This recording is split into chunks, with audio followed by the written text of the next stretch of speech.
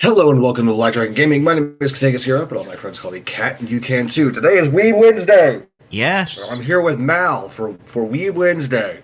yes. We're going to go over what we've been doing this week, but to tell you what we're working on, it is Don Da Don, Sakamoto Days, and Ray Earth Season 1.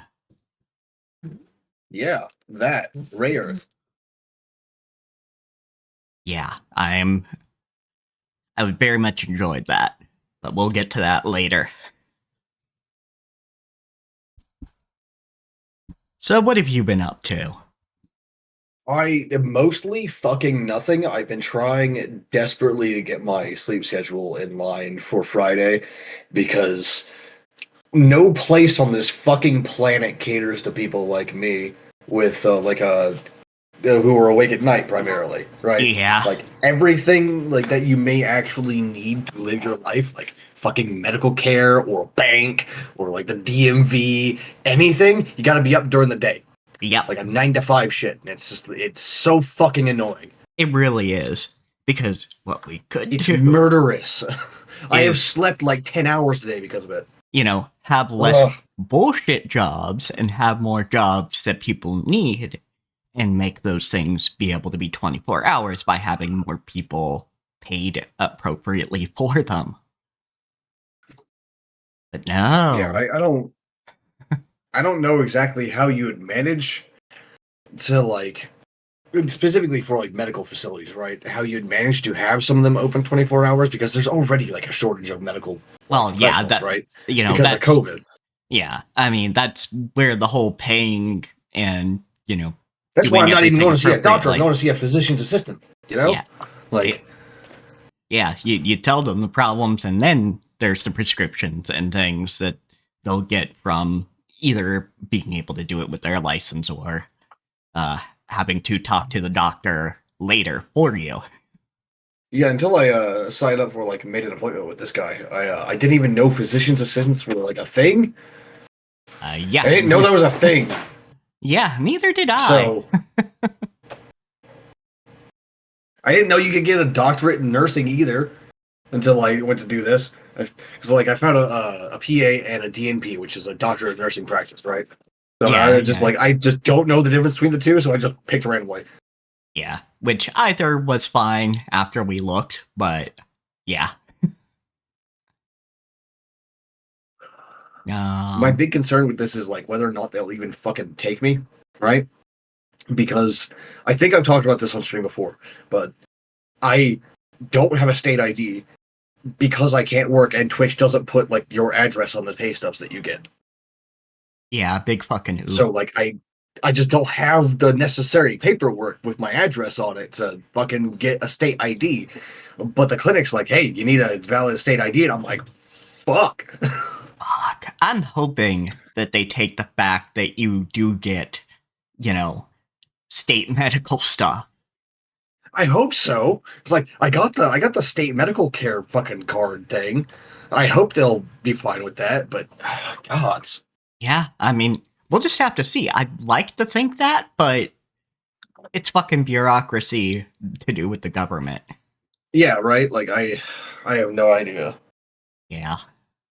Oh, that's gonna be super fucking awkward though. Oh, yeah, absolutely. I'm gonna hate that. I don't even have social anxiety. I just hate like things not going smoothly. Yeah, yeah, it's just the awkwardness of things not going smoothly and having to go, well, fuck, what do I do?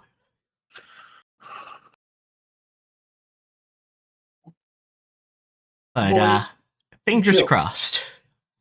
I fucking hope so, dude. Actually, weird medical thing that happened this morning. It's not even gross or anything. It's just really weird.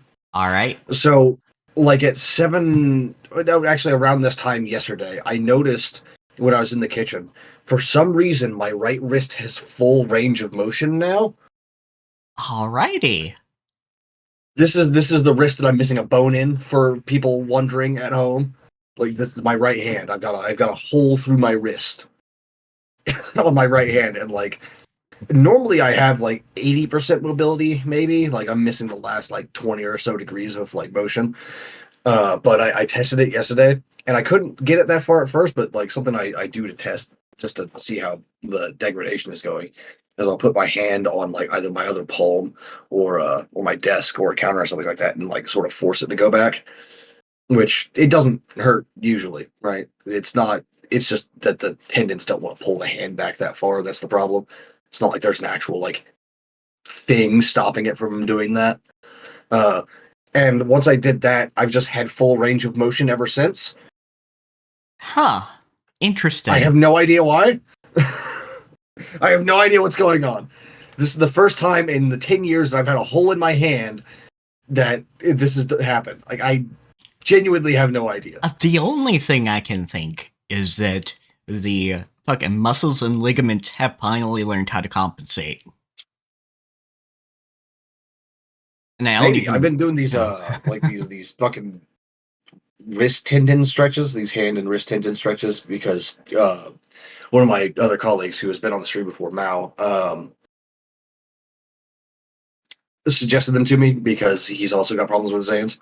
Ah, And I was gotcha. like, cool, yeah, all right. Maybe this will help some. Maybe it'll keep me able to fucking draw longer again and everything. And I've been doing those for like 2 years, like pretty much every day. I skip some days, obviously, just because like no one does everything every day for, 2 years. Yeah, shit Uh, happens. but I've been doing those for a while now, and like that's the only thing I can think of other than like what you said. Yeah, I think that's, knowing that, I'd say it's a Porque no los dos. I could also have just like popped in exactly the right way, and now everything is like in place again. I guess I don't know Maybe, but I'm leaning more towards the exercises helping. because I guarantee you it wasn't just that one bone that got fucking hit by the sparring sword. Yeah, of Like the course. hole is not big enough for that. I still have that sword. Yeah, I have no idea. In other news, I am out of my usual tea and I'm drinking fucking ginger tea right now, and it fucking sucks. I hate ginger tea. Oof. I Um, don't know why. Like I do like ginger. I just don't like ginger tea. yeah, I don't know. I've never really had just straight ginger tea or something where It's ginger was the main event. yeah, I don't know either. What the fuck else have I done? Uh Fucking started catching up on it was like because of the sleep issue, like my body has also been a fucking mess. This is the reason why we haven't streamed this week, by the way. I'm a fucking mess right now. Um I actually woke up like maybe like an hour before stream. Hour and change today. But brain, what the fuck was I saying? I just completely lost that entire train of thought. Right, I've been trying to catch up on some of the comics that I've been missing over the past couple months. Ah, that's why I've been updated on certain comics. Yes, on the stupid babies. Yes.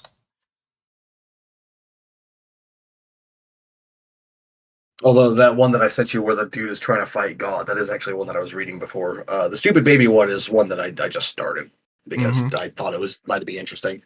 Which But I the mean, fair. context for that meme that I sent you, the collage of those two panels, is that she's a priestess, so she can't get married, and he's trying to get married to her. And he's just like a big fucking puppy dog trying to Excellent. fight God, so like God will let her get married. It's just like, oh, that's great context. Just like, all right, it's God that won't let me marry you. Okay, I gotta go fight God. Yeah, like he. So he's like the context. This is all in the first chapter for people who are wondering. This is turning uh train raising a genteel lord or something. Hold on a second. It's something like that. Give me just like let me scroll down a little bit here. Turning the mad dog into a genteel lord. There we go. because he was raised as like a battlefield weapon sort of deal, right? Like he's even got like magical enhancements on him to make him tougher and shit like that. It's basically like a human experiment, human weapon sort of thing. And after the war was over, the government decided, like, well, we need to reform these guys somehow. So they sent a bunch of priests who are like the closest thing you got to social workers in the setting. And so these guys basically just don't know anything but fighting and war.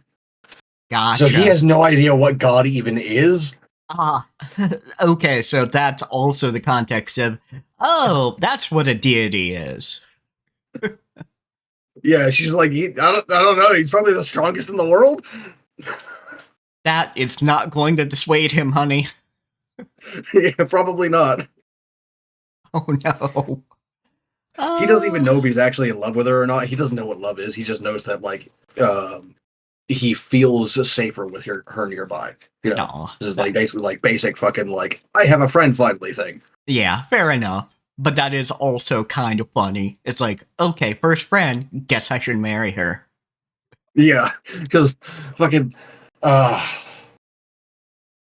basically like he's afraid that she'll leave when the job's done, as in like he becomes like a proper lord and all that shit again. So he's like, what do I need to do to keep you around? Yeah. Somehow the topic of marriage got brought up. I think he saw someone else propose to someone else in public and shit like that. So And got the context. Gotcha. yeah, he's just like, if we get married, do you have to leave? Oh no, that's kind of adorable. Yeah. In a fucked up way, but very adorable. Yeah, it's probably one of the funniest manhwa I've read in a very long time.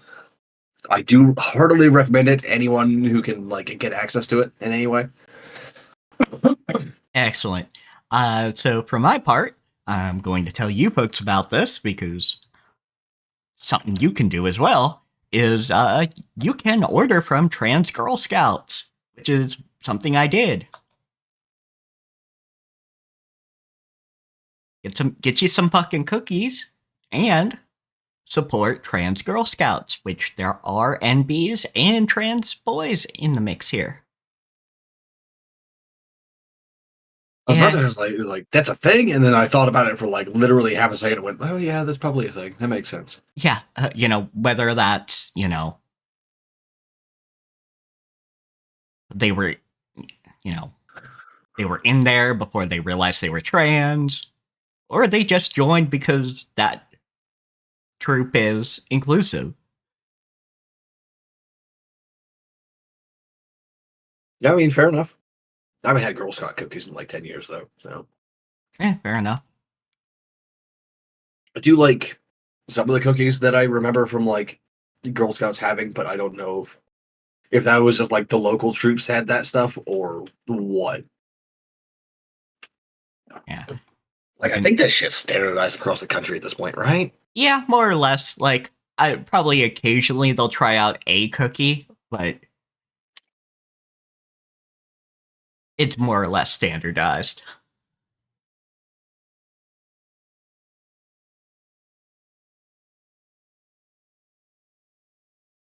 In other anime news, I have been checking out the new season to see what stuff that we're going to be watching, and I don't know if we'll be covering these, but they are really cool and awesome. Zenshu is amazing. Like genuinely, I like blanket recommendation to anyone that likes animation. I haven't started it yet, but I am going to say Zenshu's probably high on the list because it is an adult woman in an isekai. Yeah, it's an adult woman who is the protagonist of a fantasy story. It is magnificent. I don't actually remember her age, but she's in her 20s somewhere. Yeah. She is a working animator, and she is in a story that inspired her. Yeah, she got sent to the story that inspired her to even pick up the pen in the first place. So it's just like, oh, that's good shit. Yeah, chef's kiss. Apparently the story is like one of those weird fantasies from the early 2000s kind of deal too. So it's just like, all right, I'm into this. Let's go. You shut your mouth, cat.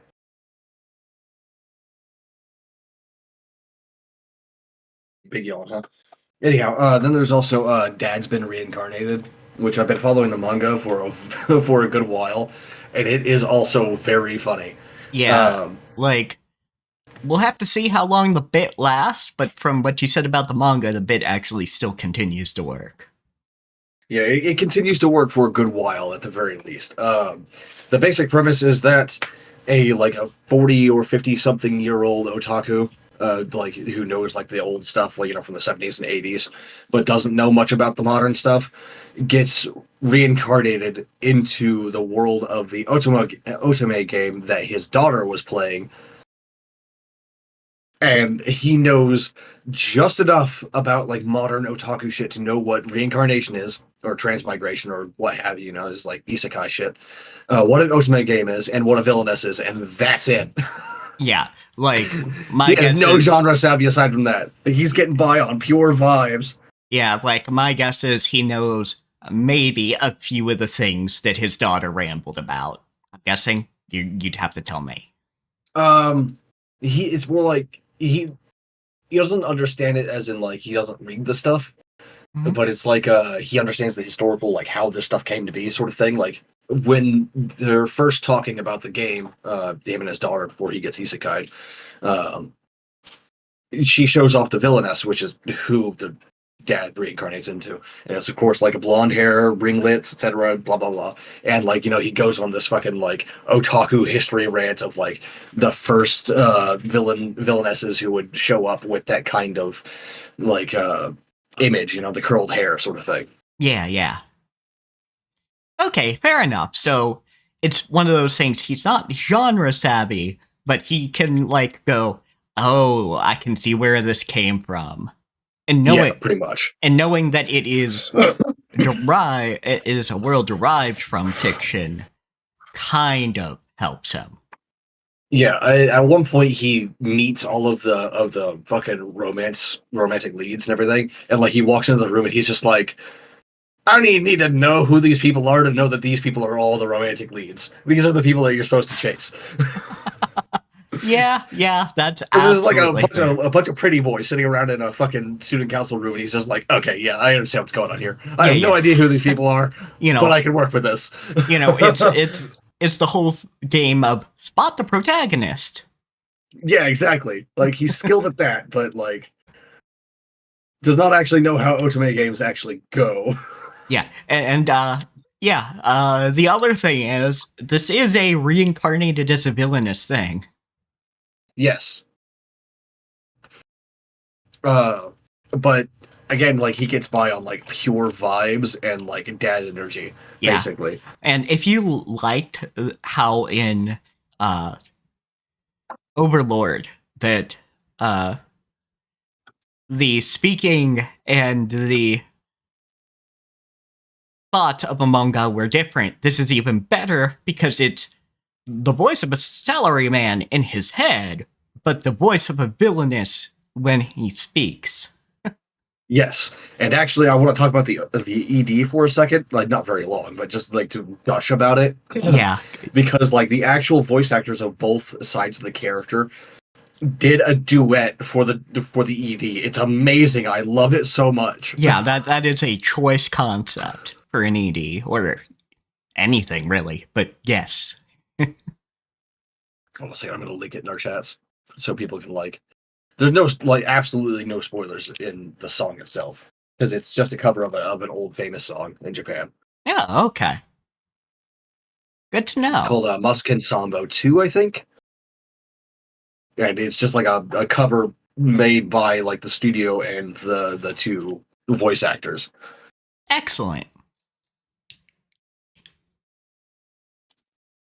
Okay. Uh, What else have I been keeping an eye on? Welcome to Japan, Miss Elf. It's got good world building. I also followed the manga of this for a while. I don't remember why I stopped, if it's just because like manga decks went down for a while or not. That's probably what it is, because like for a while there manga decks was down for like 2 years. So that's probably it. yeah, Actually. Yeah, that makes sense. Which, yeah, that sucks. Yeah, there's not a lot of anime bullshit going on in Welcome to Japan myself, which is fucking great because it sounds like the most anime thing ever. Yeah. But no, there's just not a lot of anime bullshit. Yeah, mostly just a reverse isekai kind of thing. Yep, it's the two main characters. I cannot remember either of their names right now off the top of my head. Wait, the elf is named Maribel. There we go. I got that one. And Kazuhi? Something. I think his name is Kazuhi. Whatever. Anyway, the two of them go back and forth between like the fantasy world and his world. And I think like the premise itself is kind of interesting, and then like as you get more into the story, there's more and more interesting like world building and like monster biology. It's not on the level of like Dungeon Meshi or even like fucking Danmachi, but it's still pretty good. It's got some interesting ideas, even if they're not like very well fleshed out, right? I Yeah. am stoked about that shit. I would talk about the one that I'm most like interested in, but I can't because it would be spoilers for something that happens later. Fair. It's it already happened in the anime, but I don't want to, it's not the first episode, so I'm not going to talk about it. Gotcha. Other things I've been up to. I played through a free visual novel called Seraphim Slum. Yeah, you were sending me screenshots of that shit. Yeah, it is very good. I wasn't sure what to expect, but I got like those weird artist vibes. I'm like, that plus Sapphic Angels, sure. Yeah, that sounds interesting. I like that idea. Yeah, because you are Lucifer going by the name of Ezekiel. You just like stole Ezekiel's name, I guess. More or less. Whether Ezekiel actually exists in this setting is dubious. Like probably doesn't even really matter, to be honest. Yeah. Yeah, it does not matter for this. But you are Lucifer who made your fall happen quicker because you were bored of waiting. Fair enough. And now you are in purgatory. And you are seeking out angels, specifically these three angels, in particular, at least. But you're basically going to make all the angels fall. It's the idea, at least. That's the idea, at least. So you're telling me that it's gay angels within a harem or polycule? Kind of. The three angels don't interact. You talk to them individually. But that's kind of important for the deep dive into what got them put into purgatory. And them I guess. And them being gay angel polycule. Yeah. I understand. Now, if you want the polycule, play We Know the Devil. I think you were also sending me pictures of that one, weren't you? Yeah, that was a long time ago though, but that's a real good one. Yeah, I don't remember a lot about that other than like a radio. Yeah. Which part of why I was interested in Seraphim Slum is it made me think, oh, yeah, I'm kind of thinking a little bit about We Know the Devil when I'm looking at this. They're very different, and Ezekiel is a lot more fucked up than the characters in We Know the Devil. Because for Ezekiel, corruption is a sort of love. And that's something she says from the outset. Interesting. Because not corrupting angels means they're just going to be mindless puppets of God.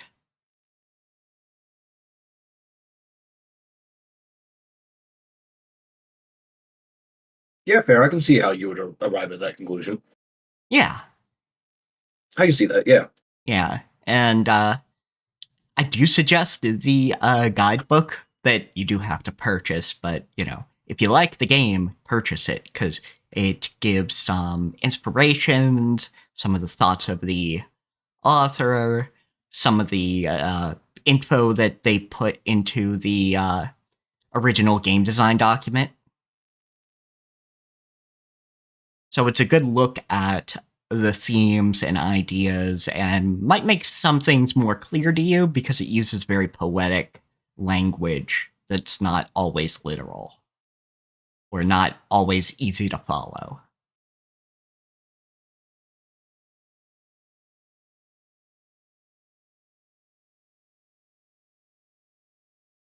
But I enjoyed myself with that, so That's good yeah, to hear. Because I'm you did stop sending me like screenshots after a while, so I was like, are they still enjoying it? Did they stop playing it? What's going on? yeah, no, I enjoy it. I just want you to fucking play it We'll see. because it is free. Uh, and then the interesting thing, another interesting thing is there is a sequel slash alternate universe Yeah. of it called Edenfall, because Eden is a sapient plant that Lucifer saved and allowed to grow. And Okay. Eden is in love with Lucifer, but Lucifer doesn't really recognize that aspect of Eden because Eden is this eldritch growing plant. So Edenfall is you taking the role of Eden rather than Lucifer and trying to get your feelings across.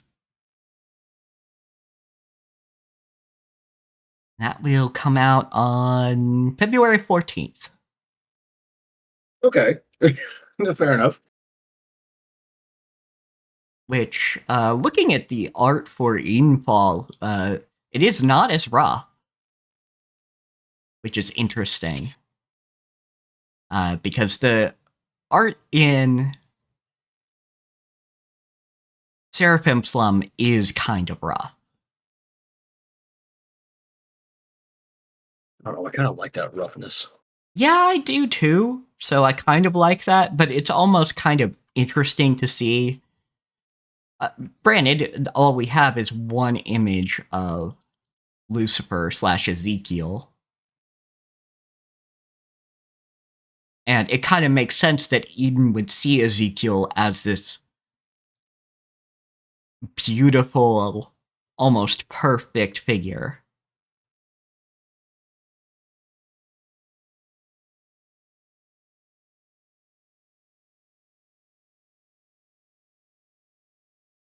She's all animate up. Yeah, I'm looking at exactly. the store page now. She's all animate up now. Yeah, exactly. Like, same outfit and everything, but very animate up in comparison.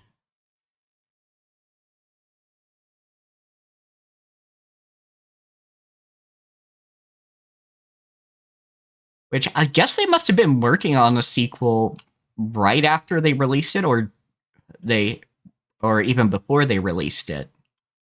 Got that artist brain rot. I understand.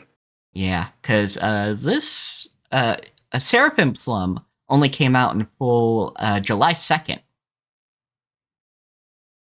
of this past year. So it's not been that terribly long, at least for a game. You know, games take a long time to make. Yeah, of course. It does seem like these are like shorter ones though, so that probably helps. That's fair, yeah. Like, what is my playtime on this?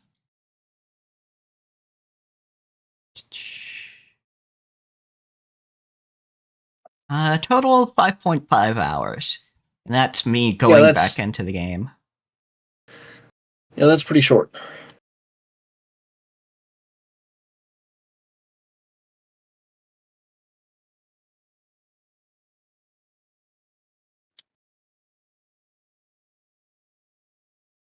Anything else since last Wednesday? Um, no, I think that's about it. Besides about the anime we're gonna talk about. All right, fair enough. It was like a slight bitch. I am still like screaming at the internet to give me some martial arts gay, and Google still refuses to cough up this thing that I am after.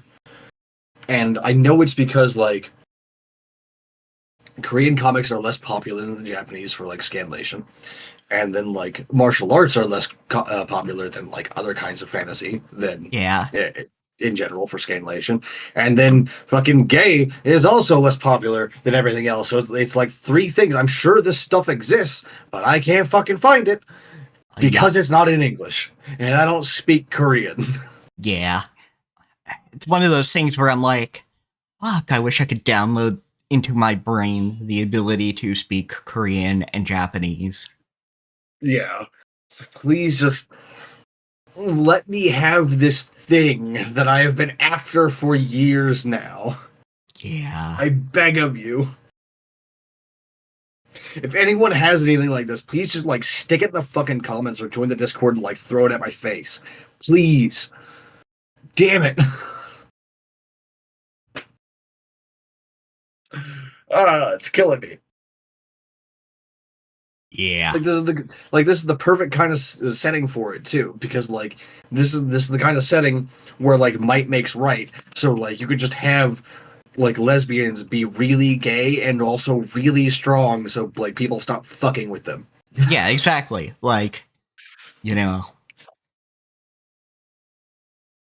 gays who can bash in the brains of bigots don't get bashed. You shouldn't have to, but hey, that's the setting. Yeah. Fuck, dude. I need inspiration for my own martial arts gay. Someone make it, please. I need something. I'm working on crumbs here that I find. It's like I got the Yuri goggles on full blast, but it's just not happening. Yeah, yeah, that's Damn it! fair. Like, there's never even any side characters who are gay. It sucks. Yeah.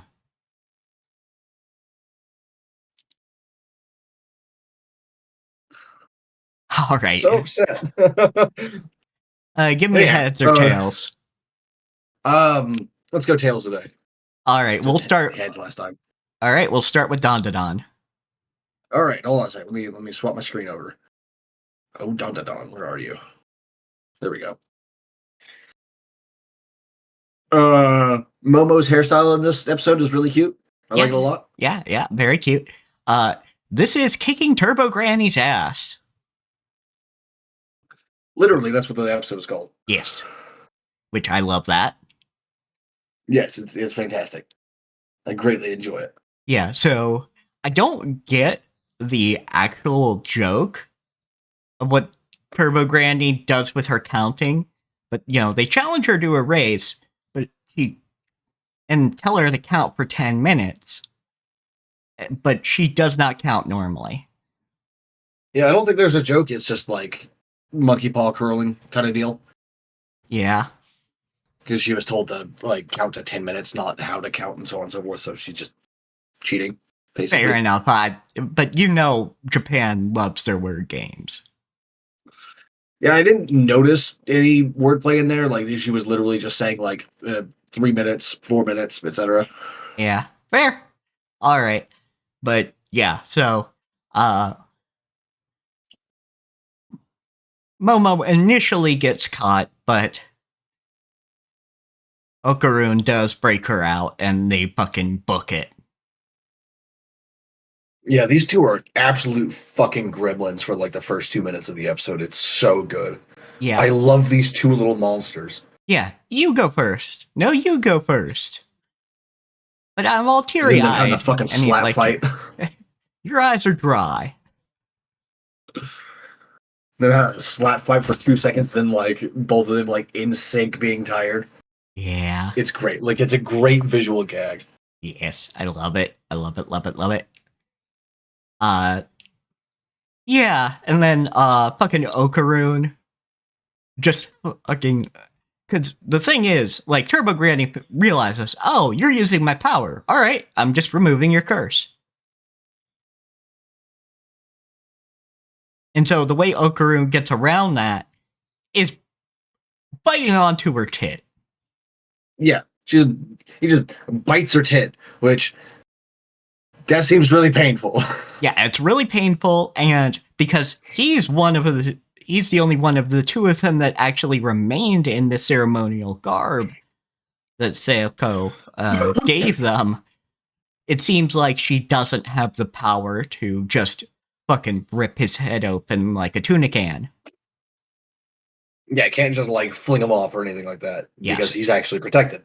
This Yes. is why you wear your battle gear, kids. Yeah. So she possesses him to rip the clothes, but that's the perfect moment for Momo to just grab onto Granny's aura so they can fucking book it to outside the city. But that's when the landlocked spirit shows up. Yeah, the territorial spirit that we were talking about. So It's a I crab. was eager to get to this. Yeah, I was eager to get to this because it's a crab, but it's also not just a crab. It's an actual yokai that was like featured in a lot of like stories back then. They're called bakegane, which is monster crab. You know, Yeah. bakegane is just break it down. It's just crab and monster. Yeah, or Um, Haikagane. well, that's a specific one. And that's what it's what the actual like thing is called, like the real. Yeah, the real thing, crab I that think. looks like it's got a fucking face on its shell. Yeah, that's the one. These things are crabs that have been possessed by the resentful souls of those who died in or near water, typically by drowning and shit like that. The oldest story that I know of is actually the Hekigane, which is the one that I linked to you. Yep. As you said. Which that one is about some Taira clan samurai drowning and fucking possessing the bullshit. Yeah. So, like, people, unlike the aliens, they didn't go into any detail on this one. They didn't even name the creature. So, like, I second guessed myself a little bit on which one it was, but then I looked into it before the stream. I was like, no, that's right. That's the right one. Yeah. Yeah, which, yeah, so the spirit fucking chases them, and it's kind of all they can do to fucking run off. Yeah, the entire chase scene is like full of Sakuga and everything, but there's nothing particularly stand out about it in terms of like story wise. It's literally just them fucking booking it across Shono City. Yeah, other than on the outskirts of the city is a cemetery, and Turbo Granny called in some favors. Yeah. Yeah. And these spirits also possess people through their phones, which is interesting. Yeah. So there's a bunch of fucking people coming after them, so they can't just book it like they normally would. They fucking steam the crab in a hot spring. Yeah, that was also pretty good. Yeah, because it doesn't kill the crab because it's a fucking ghost, but it does harden up the muscles. So they do get a little bit ahead for a minute. Yeah, which is like I really like that inclusion because a lot of people might think it's like, oh, but it's a ghost thing. The physical stuff shouldn't affect it. It's like, no, this is how Japanese mythology works. Yeah, and honestly, it's how a Like, lot of myth works. yeah, it just because it's a spirit doesn't mean it's not affected by the physical. In fact, what a lot of people call spirits in their mythology aren't like incorporeal creatures. You know, like they're physical beings that are also spiritual in nature. Yeah. And like especially because like the way that people sealed or killed and sealed or just sealed depending on the story things like the three great evils of Japan, one of which is shuten doji, is by fucking poisoning them. Yep. Like with normal human poison. Yeah. Like all this stuff still works on them. It's just really fucking hard to kill them with it. Yeah, fucking human poison or getting Orochi very, very drunk. Lay down. All sorts of shit. So they get fucking cornered, but Momo's had a plan for a good bit since she saw it earlier, and it's the fucking train. Trains in Japan are a thing, and they are very fast and very common. So she's right by the tracks. She fucking grabs on, and Turbo Granny chases after them. But that's fine, because she's just going to fucking tie down Turbo Granny. Because on the tracks is also Selko, who has set down what she needs to exercise the spirit. I think that goes a long way to show how smart Seiko is. Yeah. Because, like, it's not like they planned to bring her across the train tracks to begin with, right? They were just trying to get out of the city. Yeah, but Selko knows, oh yeah, there's a fucking cemetery on the outskirts of this city. So, she's not going to, they're not going to be able to fucking break through that. What's the other way out of the city then? That's even remotely possible? The fucking trains. Yeah. Like, alright, I'll set up here. I really like that it's not just Turbo Granny that can like possess and travel through like phone lines and shit like that. It shows that the spirits do adapt to the modern world, right? Yeah, absolutely. Even if they're like old and lumpy, they're still adapting. Yeah, fucking doing urban legends. And for all Turbo Granny's complaining about modern slang, she still says son of a bitch in English. Yeah. Also, the chase sequence has a remix of the fucking... And you're not going to know it by the title, more than likely, unless you're a music fanatic. But Rossini's William Tell Overture Final, which is yeah, that's it's the horse race song. Yeah, and it's like an EDM remix of it, which is really good. Yeah, like again, it's just continuing to be fucking weird in the best ways. Yeah, like the music in this fucking anime fucks so goddamn hard. Yeah, absolutely. So they go ahead and that does exercise Granny. And that's when... It also exercises the territorial spirit as well. Yes, because Granny and the territorial spirit linked up. And so they were together at the time anyway. And we see as the territorial spirit melts down, the spirits of girls in uniforms getting exercised and presumably going to heaven. Or at least passing on peacefully. Yeah, presumably. Yeah, it looks peaceful. It doesn't look like they're getting dragged to hell kind of thing, you know?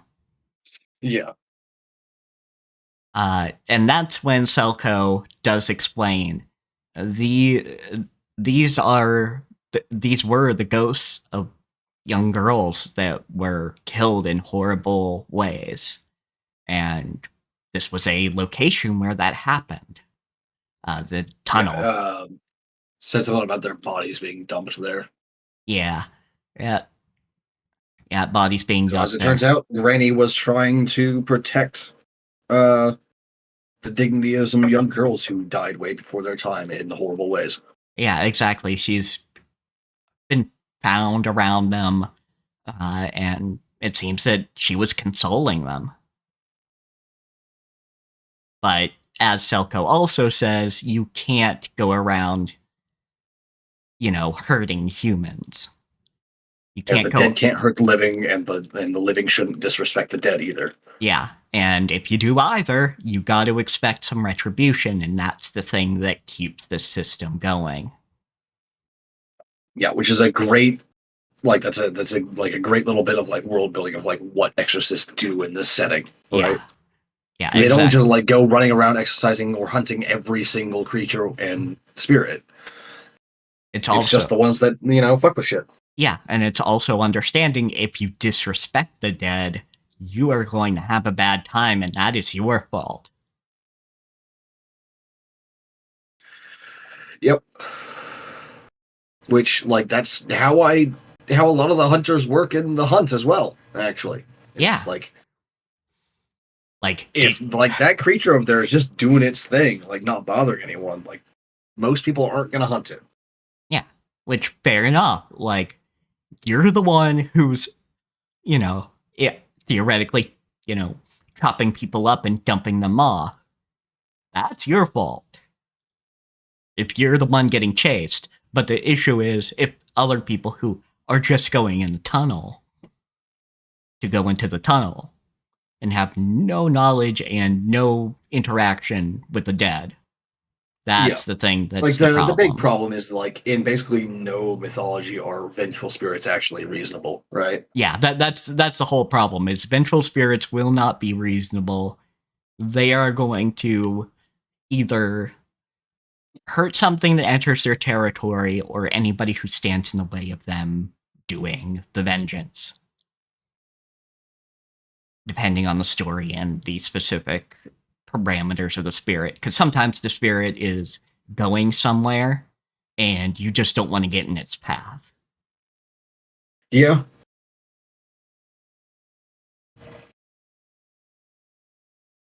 Uh, and there's a very nice thing at the end where they're parting ways. Well, first off, very funny. They're eating crab after that. So that first. Yeah, of course they are.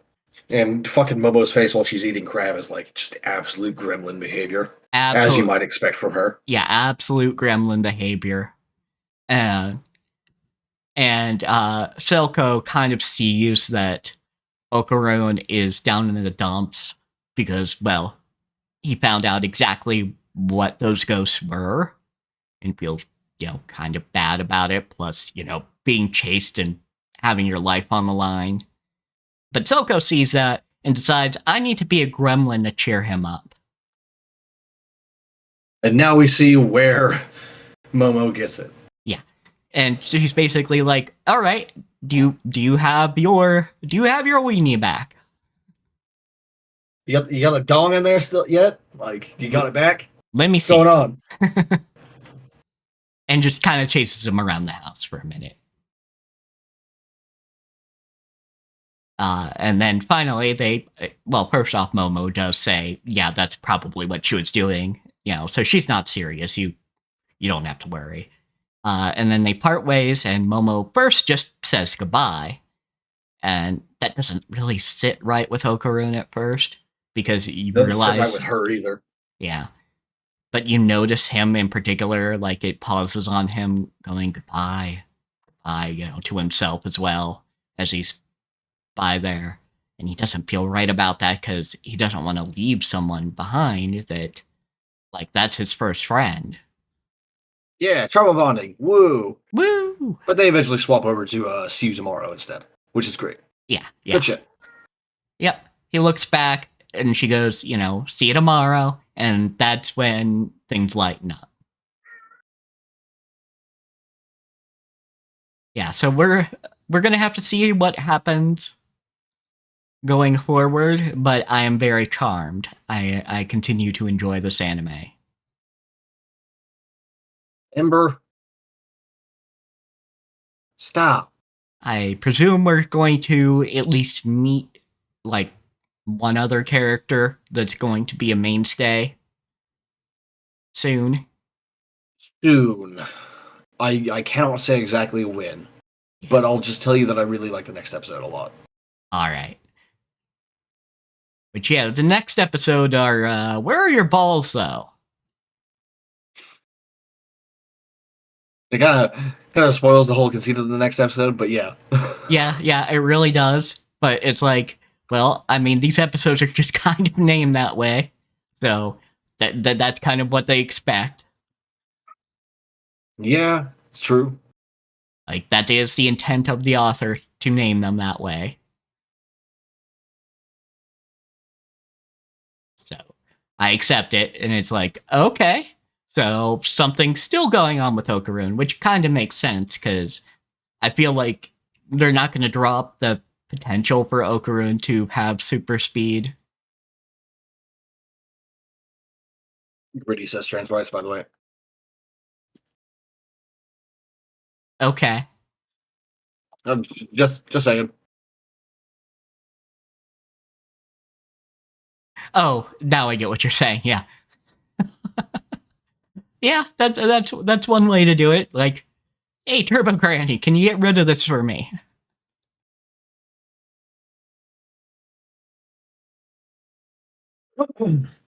Granted, you need that for surgeries if you want bottom surgery. Oh no, Gritty, not Granny. Oh, okay. So you were saying Gritty. I assumed that I misheard you when you said Granny. No. It's Gritty, Okay, as Gritty. in like the Yeah, get fucked idiot Gritty. yeah. I know who Gritty is. Just for everyone who doesn't know who the fuck Gritty is, that's like the get fucked idiot gif is like that's a real mascot that's actually very famous. Yes, because it was quite the absurd mascot choice, but people warmed up to him.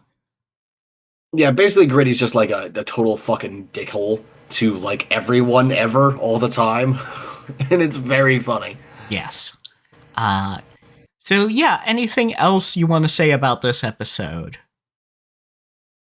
Um Nothing except I cannot wait for you guys to get the context on what the fuck is going on in the ED. Yeah, fair. Because just like the OP, like all of that shit is like relevant. Yeah, But it's not gonna make sense until you see it in the anime, so. yeah, fair.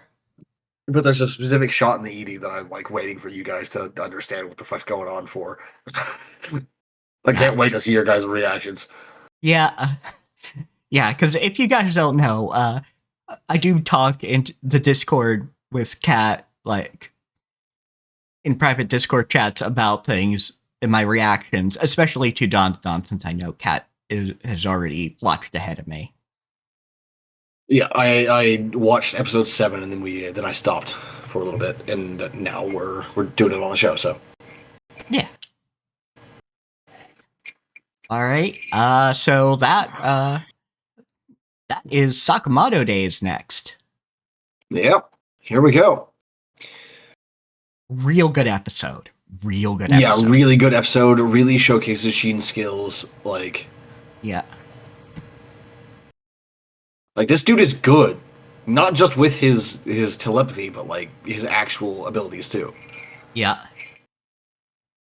Let's see here. So we get introduced to a new character because let's see, what is his name? Nagumo. Yeah, that sounds right. Because we start the episode with first off, fucking Lou and you just said his name, Shin. Lou and Shin fucking arguing because Lou doesn't know how to do her job. Yeah, of course not. She's a mafia boss child, you know. Yeah. She's a mafia princess, and the only job she's done is unknowingly dumping bodies.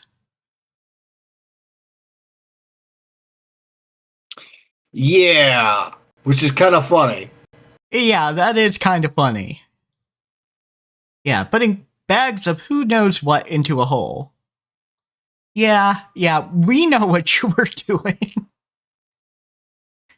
But they were arguing, and then Sakamoto just starts talking a lot. And you're like, what?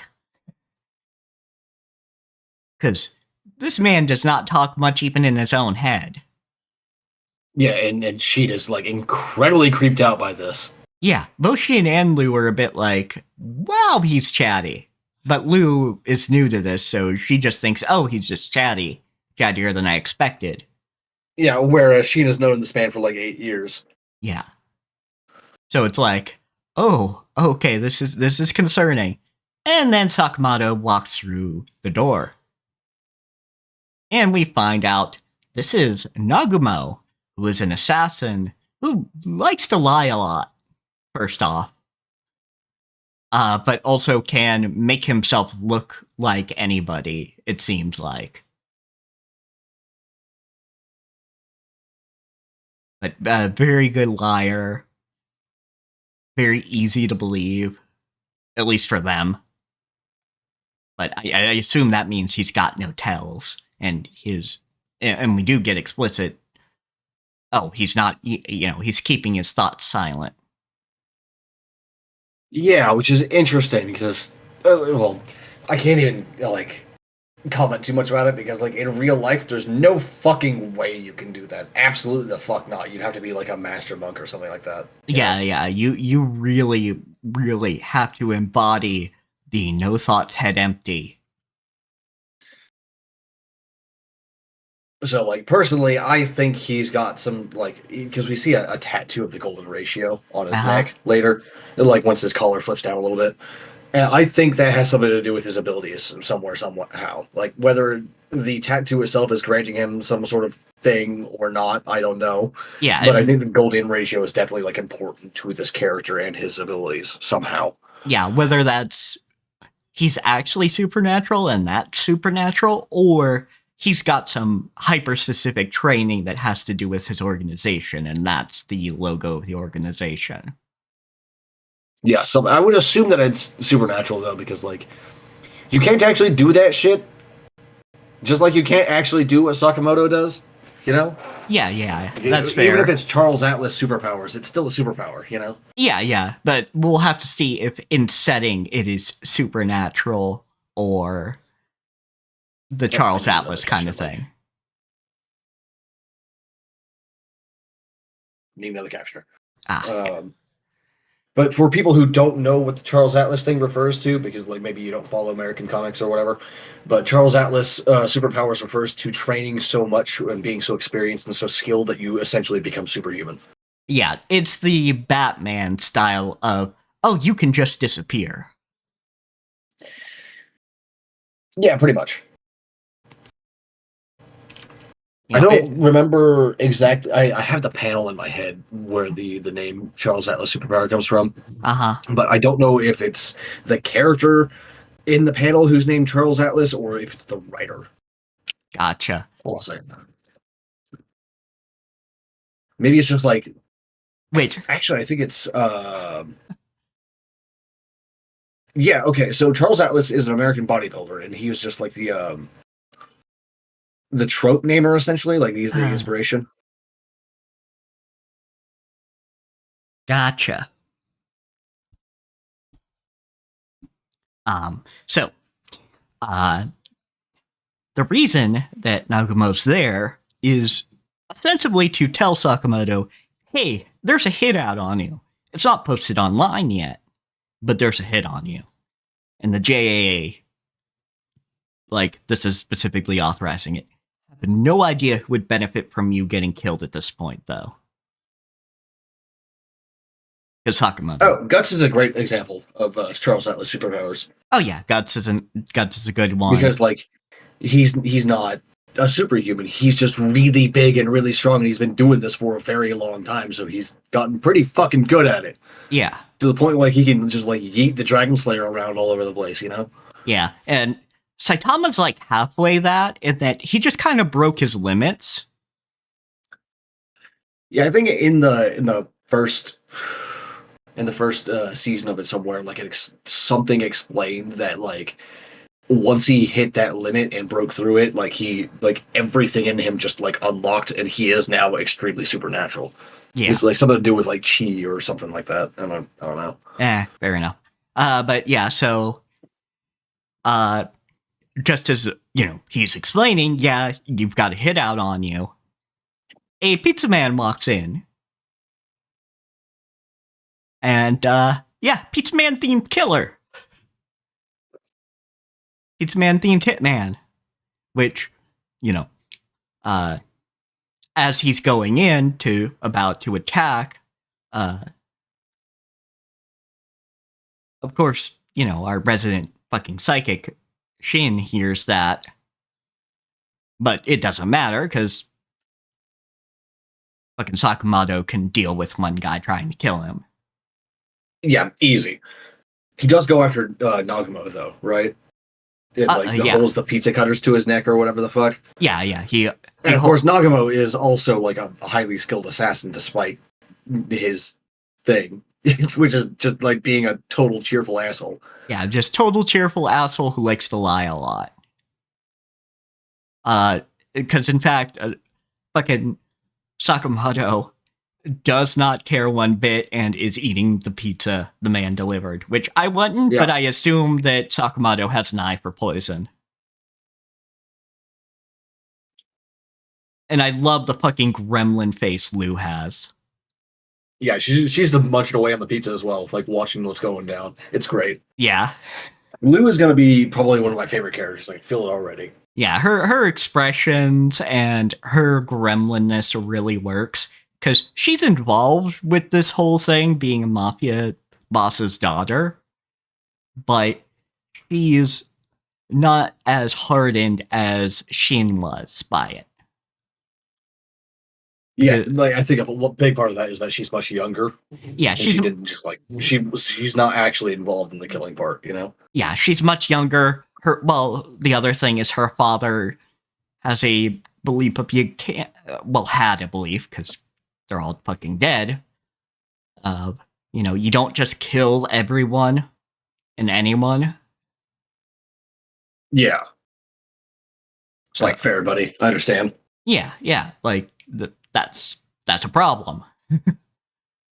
So she just got a very different sort of education and upbringing, whereas Shin seems like he went in kind of headfirst into the whole hitman thing. How long that's been is a big question mark, but probably when he was pretty young,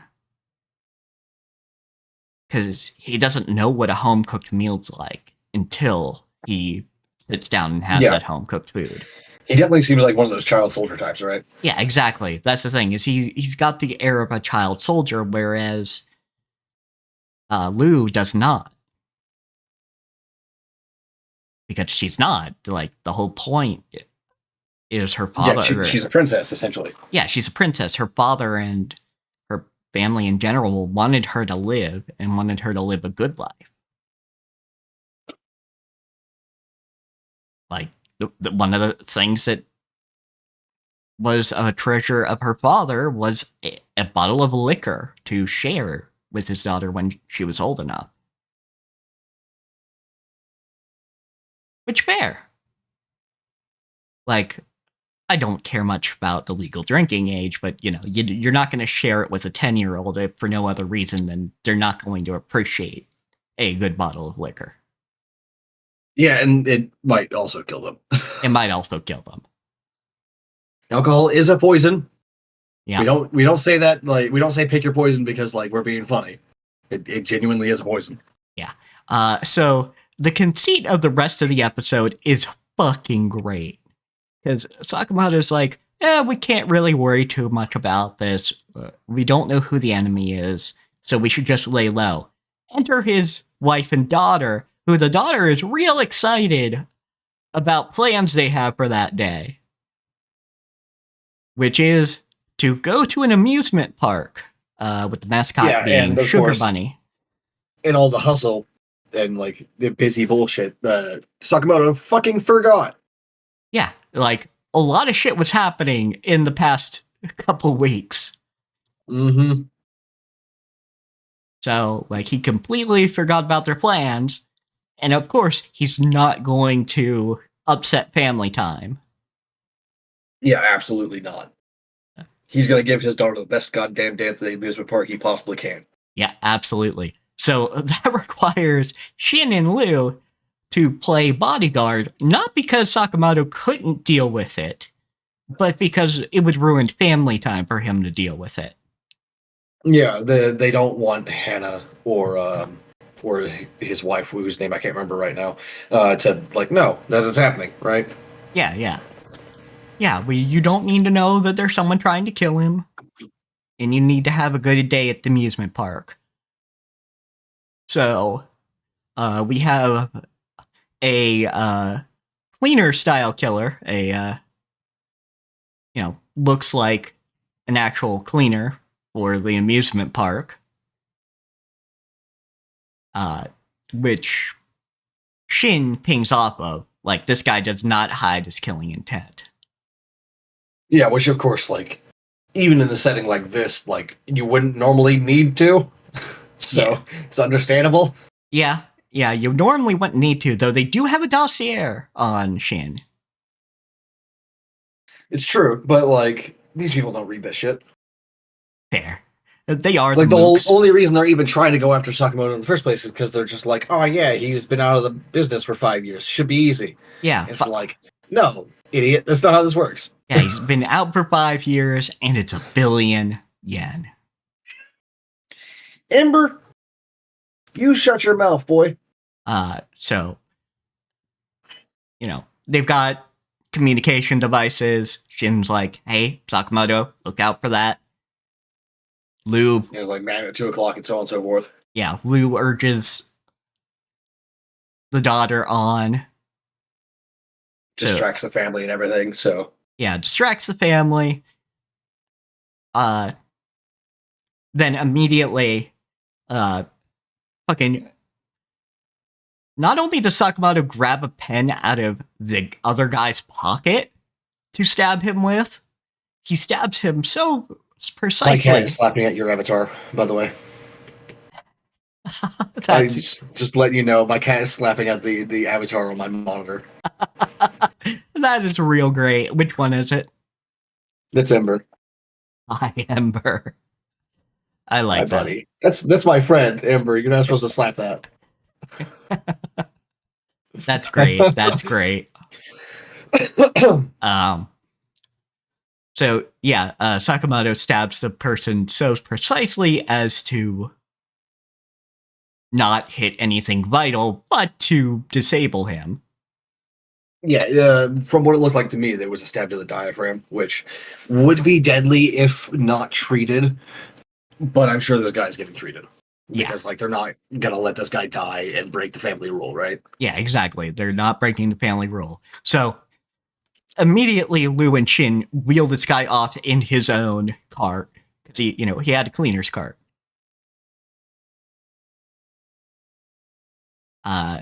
Now enter this other guy who we don't know his name.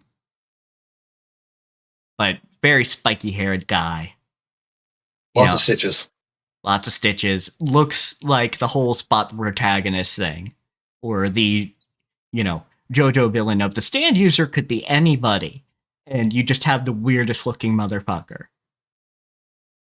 Yeah. But he manages to get past Shin. Because he can... basically just not thinking of anything, right? Yeah, just not thinking of anything. And gets onto the roller coaster.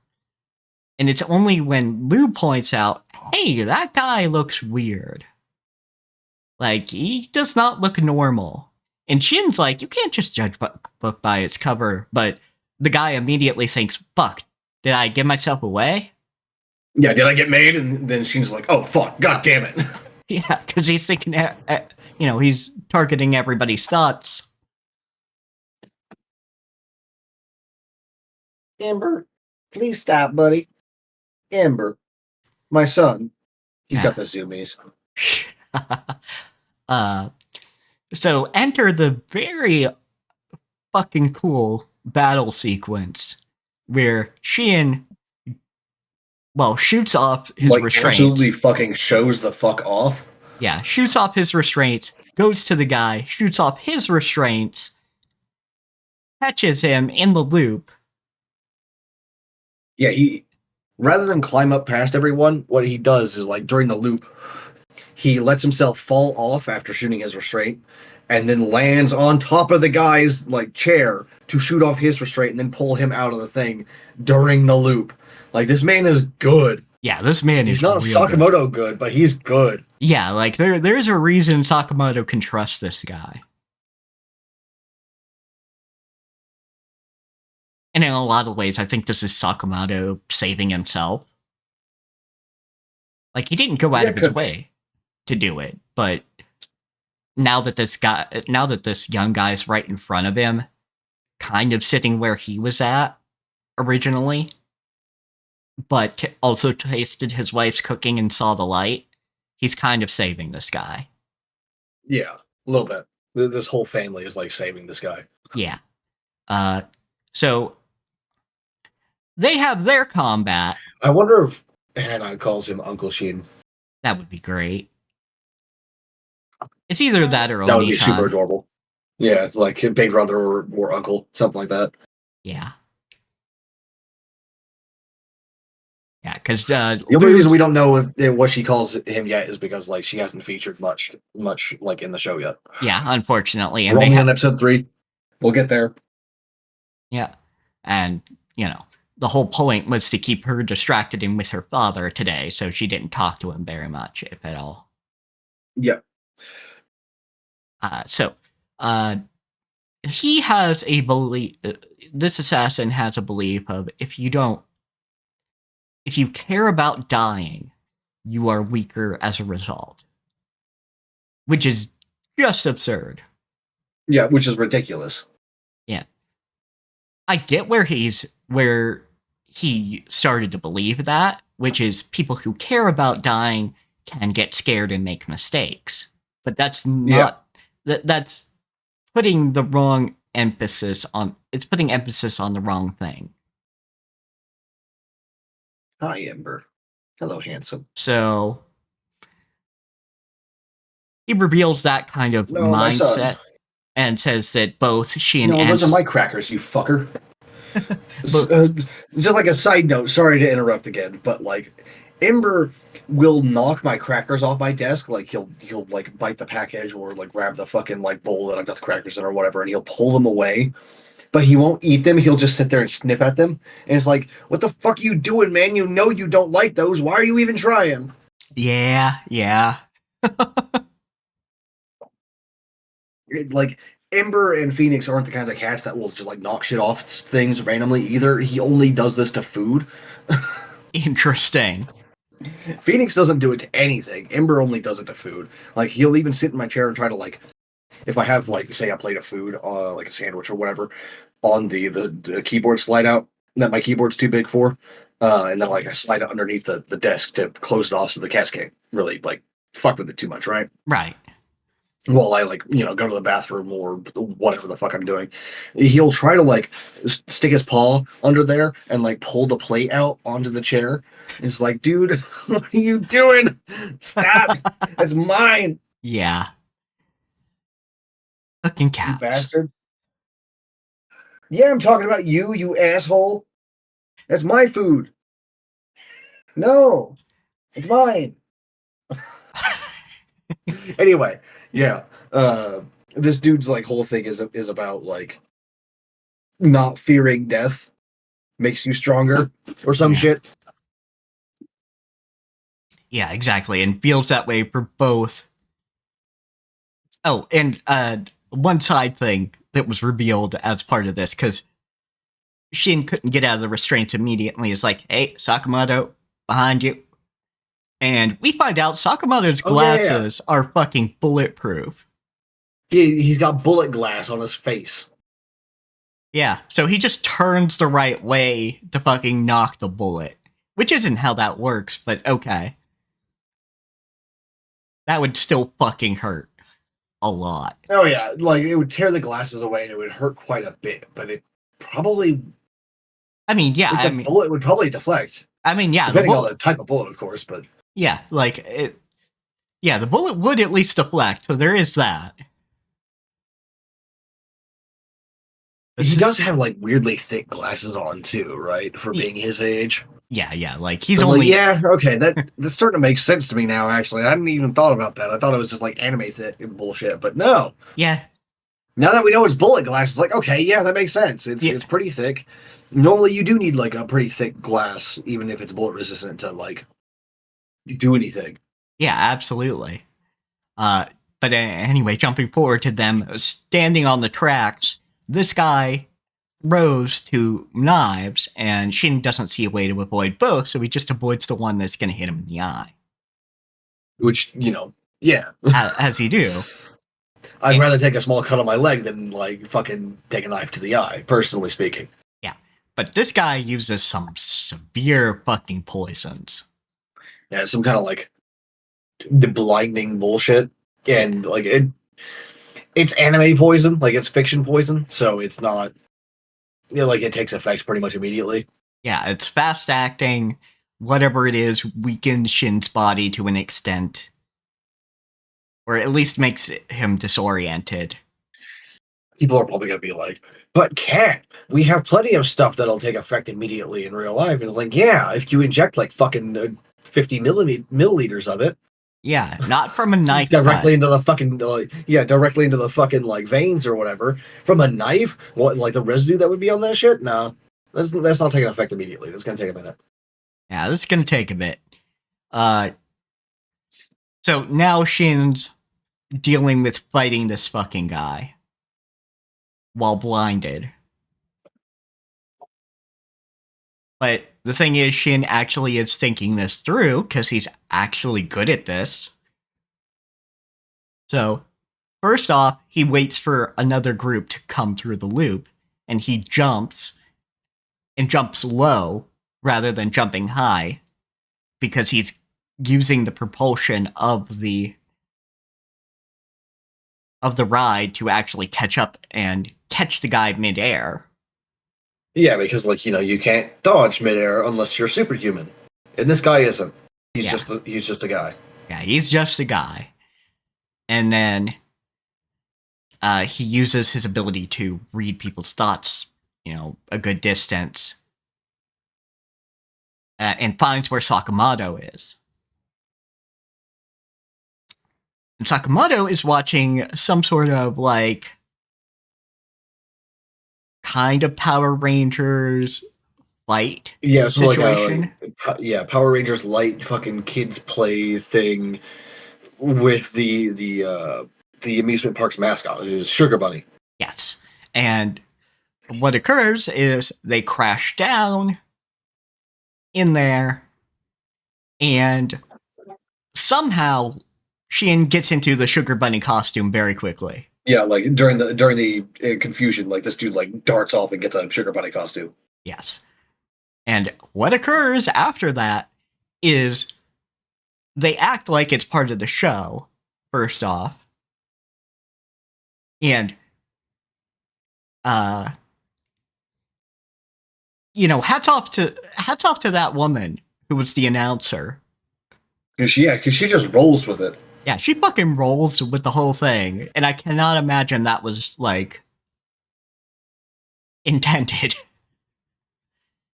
Yeah, but Shin uses the audience's thoughts, and especially Sakamoto, to see in quotes where this guy is going and what he's doing. Yeah, because Sakamoto, most importantly, keeps his eyes trained on the fight and tells Shin exactly what to do to beat the ever-living crap out of this guy.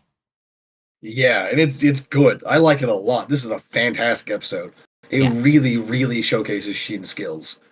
Yeah, absolutely. Because the thing is, and his trust in Sakamoto, now that I think about it. Yeah, like his trust for Sakamoto is fucking impeccable. But yeah, we see, Shin just needs a little more time to cook and be able to read his opponent. Yeah, that's it. That's all he needs. Yeah, I think Shin could actually be as good as Sakamoto in a couple of years if he had stayed active. Yeah, absolutely. And he'll probably be as good as Sakamoto, just not a killer. Yeah, could be. We got to see how this develops, but I am enjoying this a lot so far, genuinely. Yeah, because I think it's doing a good job of keeping the humor of the bit of Sakamoto just being this dad bod guy who's also a really good assassin, but also keeping the emotions and the good fight scenes. Yeah, absolutely. And the gag of him not fitting in places anymore is pretty good too. Yeah, like if you've ever been a bigger person and getting into the restraint of a you know fucking roller coaster, you know that shit's uncomfortable. I've always been like pretty small throughout my life. Like I'm still not very large even now, or even at like the height of my exercise and gym rat bullshit. I was not very large. So like I've never had to deal with this kind of thing. Yeah, yeah. Neither have I, but I've had people in my life who've had those issues, and I'm like, yeah, absolutely. And I've Yeah, and I'm sure some people I know did, but I just never asked about it because I don't really do like amusement parks very much. yeah. The other person is that has talked about this publicly as a public figure is fucking Gabriel Iglesias. Yeah, Because yeah, I'm not surprised because he does talk about like his weight like and his life experiences being fat. yeah, yeah. So fucking been there, So that's just very relatable with Sakamoto. Uh, but yeah, they had a good time at the amusement park, and the family was none the wiser. Oh yeah, we discovered from the dossiers that Sakamoto is fucking 188 centimeters tall. This dude is enormous. Yeah, like let me see. And I think Sheen is 172 or 176, but like he's also pretty tall. Yeah, let me see. For So reference, I that's am six. I am 6'7" or Yeah, 6'7", 5'7". Sorry, yeah, I five was foot thinking about seven. Sakamoto and like him being like fucking 6'3" or some shit. Yeah, he's like 6'2" is where you would round it up, I think, because Yeah, that's he's fair. because 188 centimeters is 6.16 feet. The way that I always convert is by like working backwards from 200 centimeters is 6'6". Uh So huh. you just gotta like alter it a little bit from there. Yeah. So yeah, the way Because you I would know round. mine, and I know what 6'6" is, so I can sort of like get it in there from there. Yeah. So yeah, he's about 6'2". Just not defeating the retired lumberjack allegations. Yeah, he definitely he's got that like. I like Sakamoto a lot. I think his design is great. I think the author did a really, really fucking good job on these characters. Yeah, absolutely. And I like it because Sakamoto being fat isn't a joke to laugh at Sakamoto, really. It's more laughing at the situation and the relatability of, oh yeah, you're fucking dealing with being, plus size. Because the thing is, it never hinders him. Not Yeah, in, and there's also the absurdity of him um moving very quickly and then his jowls just doing the like jiggle thing as he goes. yeah, exactly. And it's one of those things where we're not meant to think of him as lame for that, as bad for that. Because, yeah, like, if you're looking at that and realizing it's part of the joke, you might be worried, oh, is this actually going to be fatphobic? And no. So far, Yeah, not at all. I have not seen any fatphobia here. Like, So Sakamoto some of the is, characters like underestimate him because he's fat now, but like that's it. yeah, like, that's it, and that's at their peril. Yeah, genuinely. Yeah.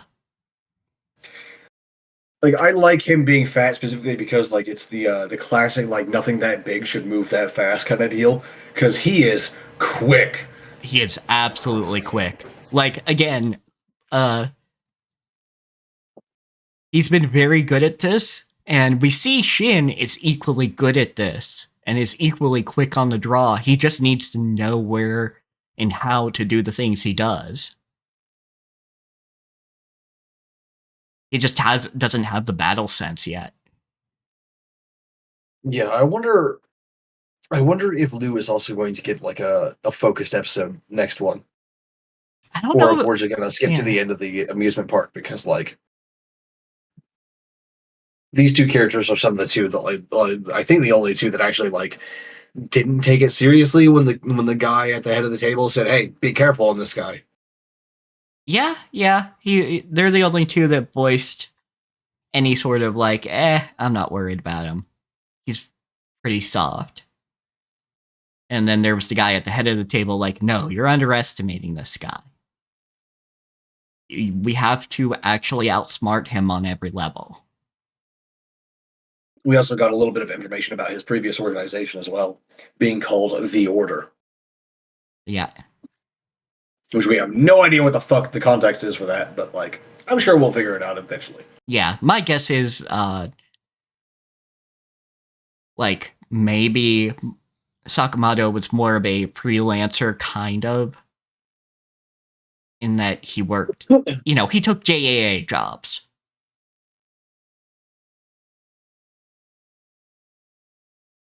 But, and you just can't leave the JAA.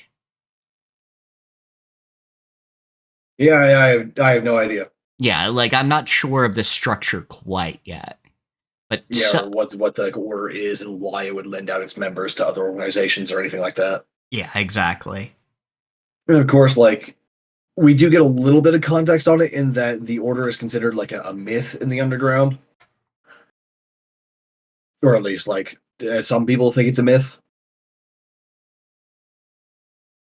So there's that. But Yeah. aside from that, we got nothing. Yeah, we got nothing. But yeah, I'm very interested going forward. I wonder if he's going to have to fight against other people from the order, though. That would be probably the only kind of people that would give him a challenge, like a real challenge. Yeah, like at some point we are going to see somebody who stretches Sakamoto's limits a little bit. Fuck you, Captain. Yeah, we kind of have to, right?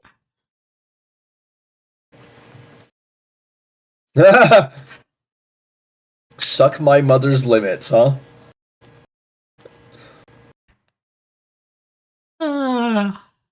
Lovely captioner. But yeah, I mean, eventually somebody would have to, because it's not quite the extreme of Saitama, where Saitama, like, even when he's fighting the fucking Galactic Emperor guy, is actually holding Yeah, himself whatever the fuck back. his name is. And he gets called out for holding himself back at the end. Because he wants the thrill of actually having to work for something. This Yeah, is that's the whole more, reason he started becoming a hero in the first place. It's like literally for fun. yeah. He wanted to extend his limits and help people out, and now he can only do one of those things. So, he's still doing it, but he is kind of bored. Yeah, he's fucking bored until he actually meets people. But Sakamoto, by comparison, he's really, really, really good. But he's not Saitama.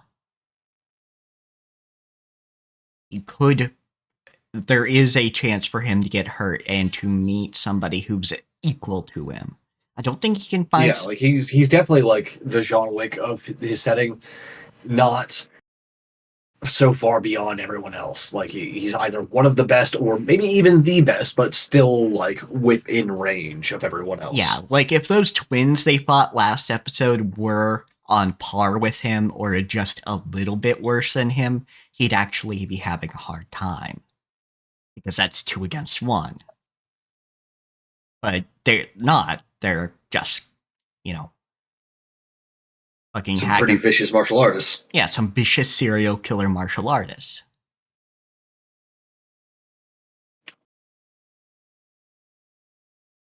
So we're going to see him struggle in a fight to some extent. I have to assume. But yeah, that was Sakamoto Days. Again, a huge recommendation. Yeah, absolutely. Again, like once again, as I said, like last time, I expected anime John Wick and got like urban fantasy John Wick instead, and I'm pretty into that. Yeah, exactly. Like there is an urban fantasy element here, primarily through Shin right now. Yeah, of course. There's also Nagamo, who was just introduced, but like, Even yeah, then, there's definitely got some shenanigans going on, yeah, and I like that. like there's some shenanigans going on. So we got Nagumo, but we don't even know what his deal is precisely, like how his abilities work. Like, what the fuck did he actually just do with his body and face? Yeah, is this like perception filter or is he shapeshifting kind of deal? Yeah, perception filter, shape shifting. Is he just super quick and putting on like a suit? I sincerely doubt that one, but like, I don't know, it's anime, so maybe. Yeah, exactly. Although, like, if he had that kind of speed, he wouldn't really need it. So, I For don't know. real. Uh, so yeah, let's talk about today's. Moving on to the thing we binge watched, which is the Yeah, first season of Magic. Is it Magical Knight or Magic Knight? Magic Knight. Magic Knight Ray Earth. Yeah, it was very good, or at the very least, like it kept me interested in what was going on in the next episode, even if the pacing was a little like all over the place. Yeah, it's a little wonky because it's something that inspired quite a bit of things that you have seen. Like if you've not seen this, you've at least seen something inspired by it. I'd say like the manga is still very brisk, but the pacing is much smoother, right? Like it's still like moving at a breakneck speed, but it's smoother throughout. Yes, which if you have not heard of Magic Knight Ray Earth, folks, it is a early version of multiple genres because it is Yeah, isekai, mecha, and fucking magical girls. yes, isekai, mecha, All and goddamn yeah, three. yep, all three, and inspired a lot of things for each of those genres going forward, Ember, I will throw you into the sun. and also a part of a genre that or inspired things for anime that are not in those genres. Because as I pointed out uh, at the time, a character by the name of Lafarga bears a striking resemblance to a character that comes later in a different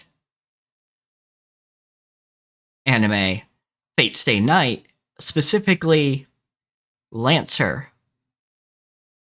Yeah, like it's basically like that.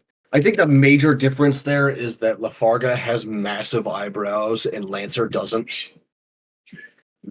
Boys, stop. Isn't Lancer in Fate Stay Night fucking Kukulin? Yes. Okay, I thought so. Yeah. Bringing up on screen. Because, yeah, here's Ku. And then here's fucking Lafarga.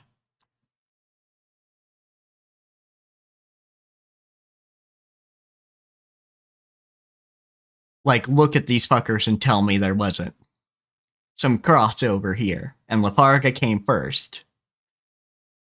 By several years, in fact. In fact, like over a decade, I think. Yeah, something like that. And so you see the direct inspiration. Just as like an interesting little side note, Kukulin means the Hound of Kalen. Yes. So like Kukulin is not his actual name. That's just like one of his titles. I don't know what his name is. I have no idea. I don't know if we even know it. Let me see here.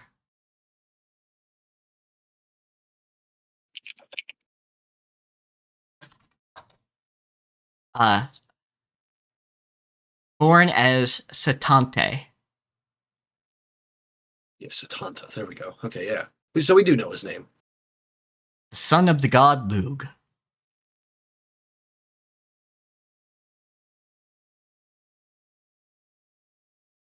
But yes, he took on the name Cucullin after he killed a man's dog. And went, geez, I'm fucking sorry. I'll be your guard dog until you can get a replacement. Yeah, because the thing with Kukulin was that it was basically like a Celtic berserker, essentially. Essentially. And like he didn't Like if you pissed him off enough, like he would just like rampage. Yeah, exactly. Which is part of the thing of, oh yeah, this guy would, props himself up on a fucking branch or something, and nobody goes towards this guy until a fucking raven or crow lands on him.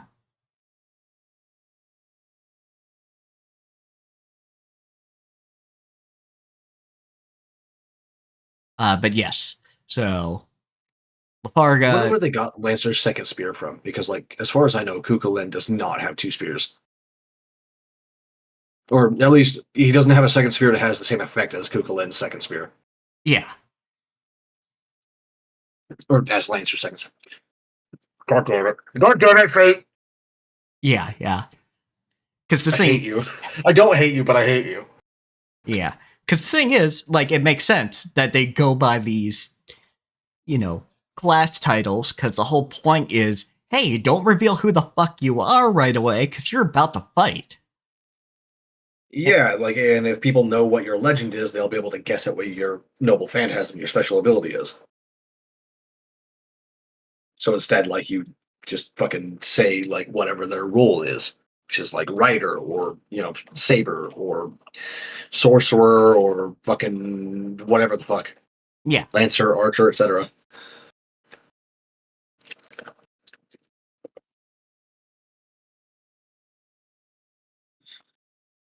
I am actually like intensely curious now. Where the fuck did like Fate get the second spear from? Yeah, let me see here.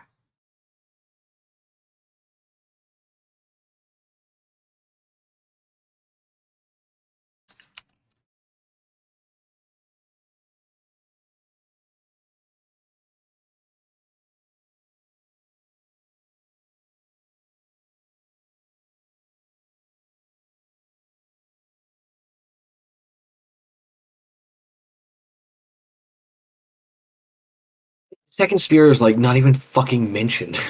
What the fuck? Does he have a second spear? Yes. At least I'm pretty sure he does.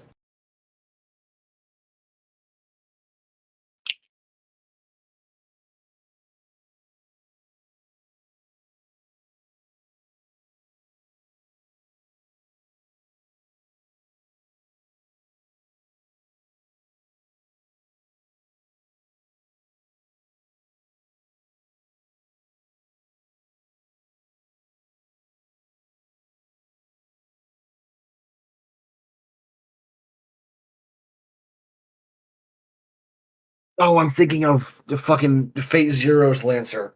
Oh my god. Ah, got you. Where the fuck did your spears come from then, dickhead?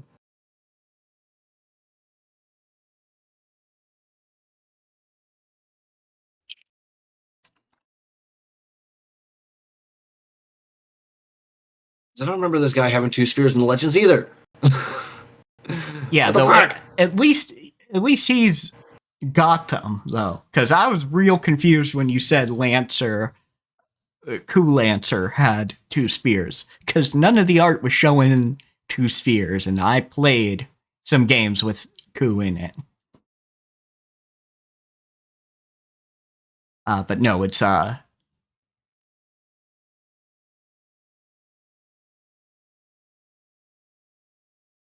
He dared.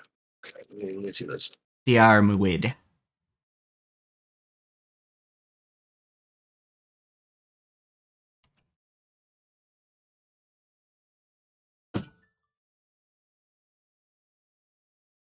Let's see.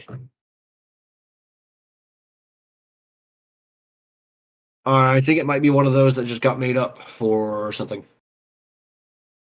Oh wait, no. There is one in. There's one reference. It's one of the larger spear of Jarmuth that he used against a witch woman who threw darts at him. I guess that's where the anti magic comes from. Yeah, Is makes that he sense. used it against a witch in mythology. Oh, yeah, mythology. That makes sense. Okay, what's the fucking second one?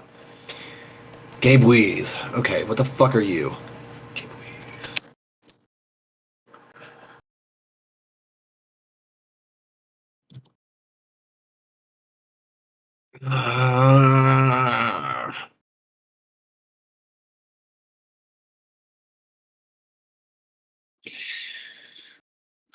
I'm seeing a lot of Irish spears, but not Gabe Weave.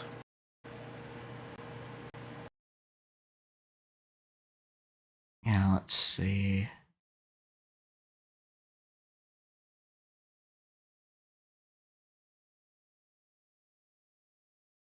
Maybe it has a different name in typical mythology, and they just like picked up a lesser known one. Maybe.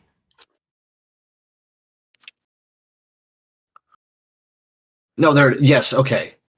It's not spelled that way in normal mythology. Okay, let's see.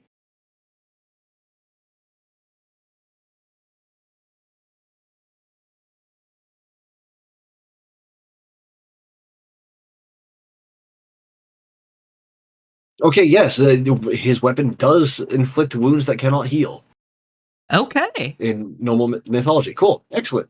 So they Yes. did actually they didn't make anything up for that. Good, Yeah. cool. And Sorry. interestingly, this guy, Diarmuid, would become uh, part of the prototype for the story of Lancelot. Makes sense. Yeah. Because he does have like a love related fucking epithet, so Yeah, and there's a sort of love affair thing that goes on with some noblewoman. And so it kind of became what the prototype for the person who wrote the Lancelot story, which yeah, Lancelot didn't come until later.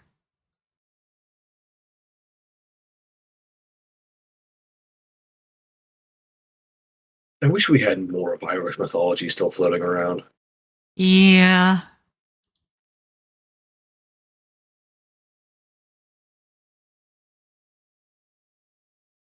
It's just so like I don't want to say weird, but it's definitely like just not fucking Christian. Like, it's not Abrahamic in any way. And it's also not very Roman or Hellenic or anything like that either. It's Yeah. very much like very unique, like all of the Northern European stuff is. It's really cool. I like it all. Yeah, it's very much its own thing. Uh so yeah, tangent aside. Yeah, 'Cause, sorry about that. Anyway. uh yeah, so Magic Knight Ray Earth, prototype for a lot of things. Uh we start out with three girls at Tokyo going to school. Cannot remember the redhead's name. I remember Fu and Umi, but I don't remember the redhead. Haruka? Haruka. Oh, fuck. Shit. Damn. Tell me, oh internet, what are the characters? What's the main cast? Hikaru. There we go. Hikaru. Okay. That's it. That's it. So yeah, Hikaru, Fu, and Umi. Yeah. Hikaru is red, Fu is green, and Umi is blue. Yes. I don't know if if Ray Earth is also the originator for the fucking color coded magical girls, but probably not. Yeah. At the very least, it helps cement it. Yeah. It's like Ray Earth was very popular. And after reading the manga, I definitely see why. I don't think the anime itself would have made it that popular. I think the manga is what did it. Yeah, which fair. Uh Because like the manga is so much bloodier. yeah, the manga's bloodier. Uh There's so much less anime bullshit in it. Like, yeah. okay, just to give everyone like an idea of where I'm coming from with the manga thing here.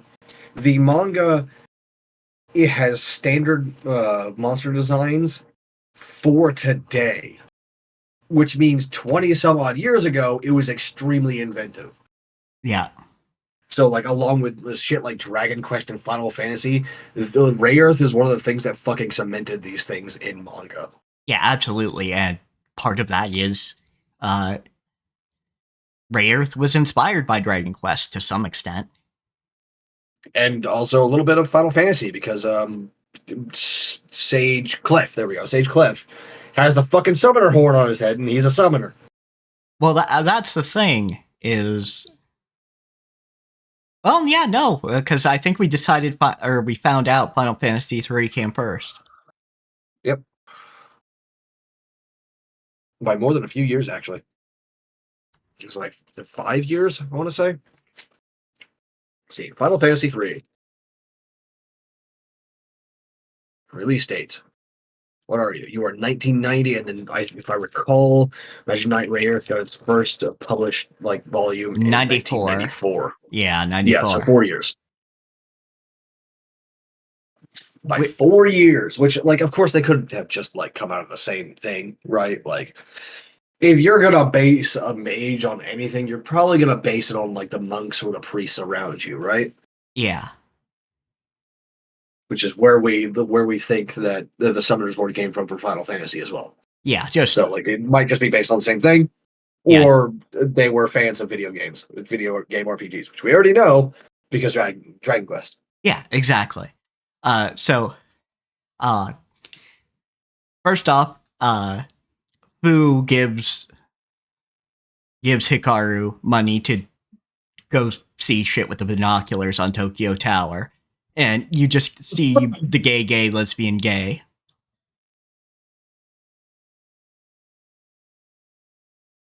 As, yeah. As much as something that came out in 1994 can be.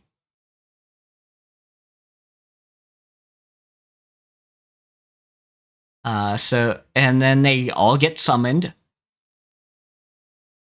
And get summoned high up in the fucking air. They got the Evo treatment. Yeah. Just absolutely tossed off a mountain, basically. Which, I mean, makes sense. That might actually be the same reasoning as to, why, because... They're on top of Tokyo Tower. Yeah, in fucking Well of Souls, when Evo got isekai'd, he was on a mountain that wasn't there in the other world, and they're in Tokyo Tower, which isn't there in the other world. Yeah, so it might maybe an absolute position thing. Yeah, it might be an absolute position thing of, oh, you're that high up in the air? Well, that's how high up you're going to be when you get summoned. And they do hear a girl's voice when they get summoned. And we find out that is Emeraldo, the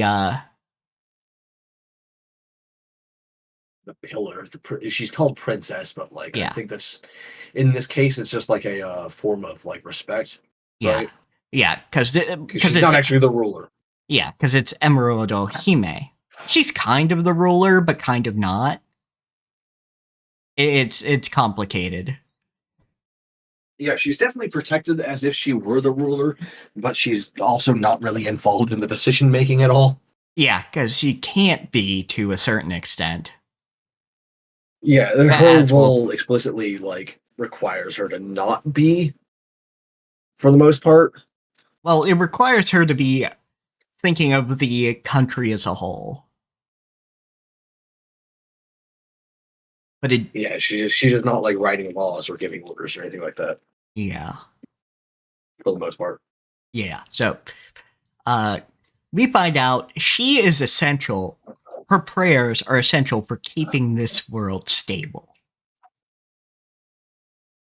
We're told this by a number of different characters, and we see the results as we go.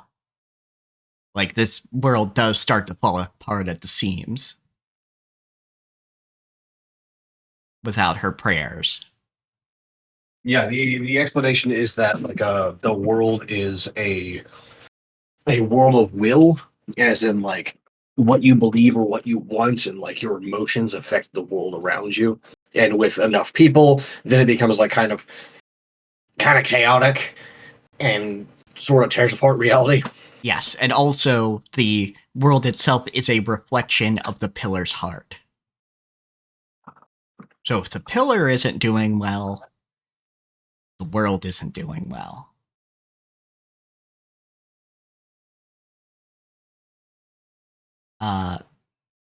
So they get not this much of an explanation at the start, because they get summoned and brought to the sorcerer Yeah, who... they get some of that, but like they don't really have time. Yeah, They are pressed for time. Yeah, they get brought to the Archmage, who explains a little bit of that, in that Emeralda has been captured, you must get her to save the world, and get returned to your own world.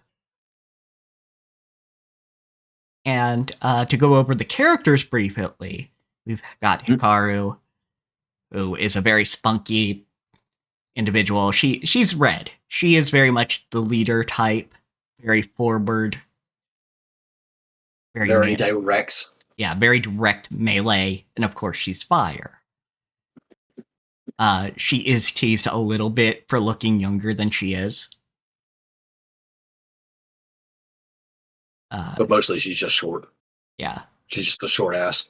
Yeah, she's a short ass. She has 3 brothers and is involved in their kendo dojo. Then we have Boo, who is the green, the wind-based. Didn't get to use her archery as much as I'd like, but she is an archer. Yeah, I was about to pitch about that. She is the only character, the only one of the 3 Magic Knights that does not get to use her specialist like thing that she has actual training in using. Yeah, it's so fucking upsetting. Yeah, as her actual special weapon. I hope they fix that in season 2. We'll fucking see, I guess, but like... Yeah, because... damn it. Because their weapons evolve and change, so I'm like, okay, she starts with a sword, but she'll get her bow back. But no. No, she just ends up with a fucking 2-hander. Yeah. Which is also cool, don't get me wrong, but god damn it.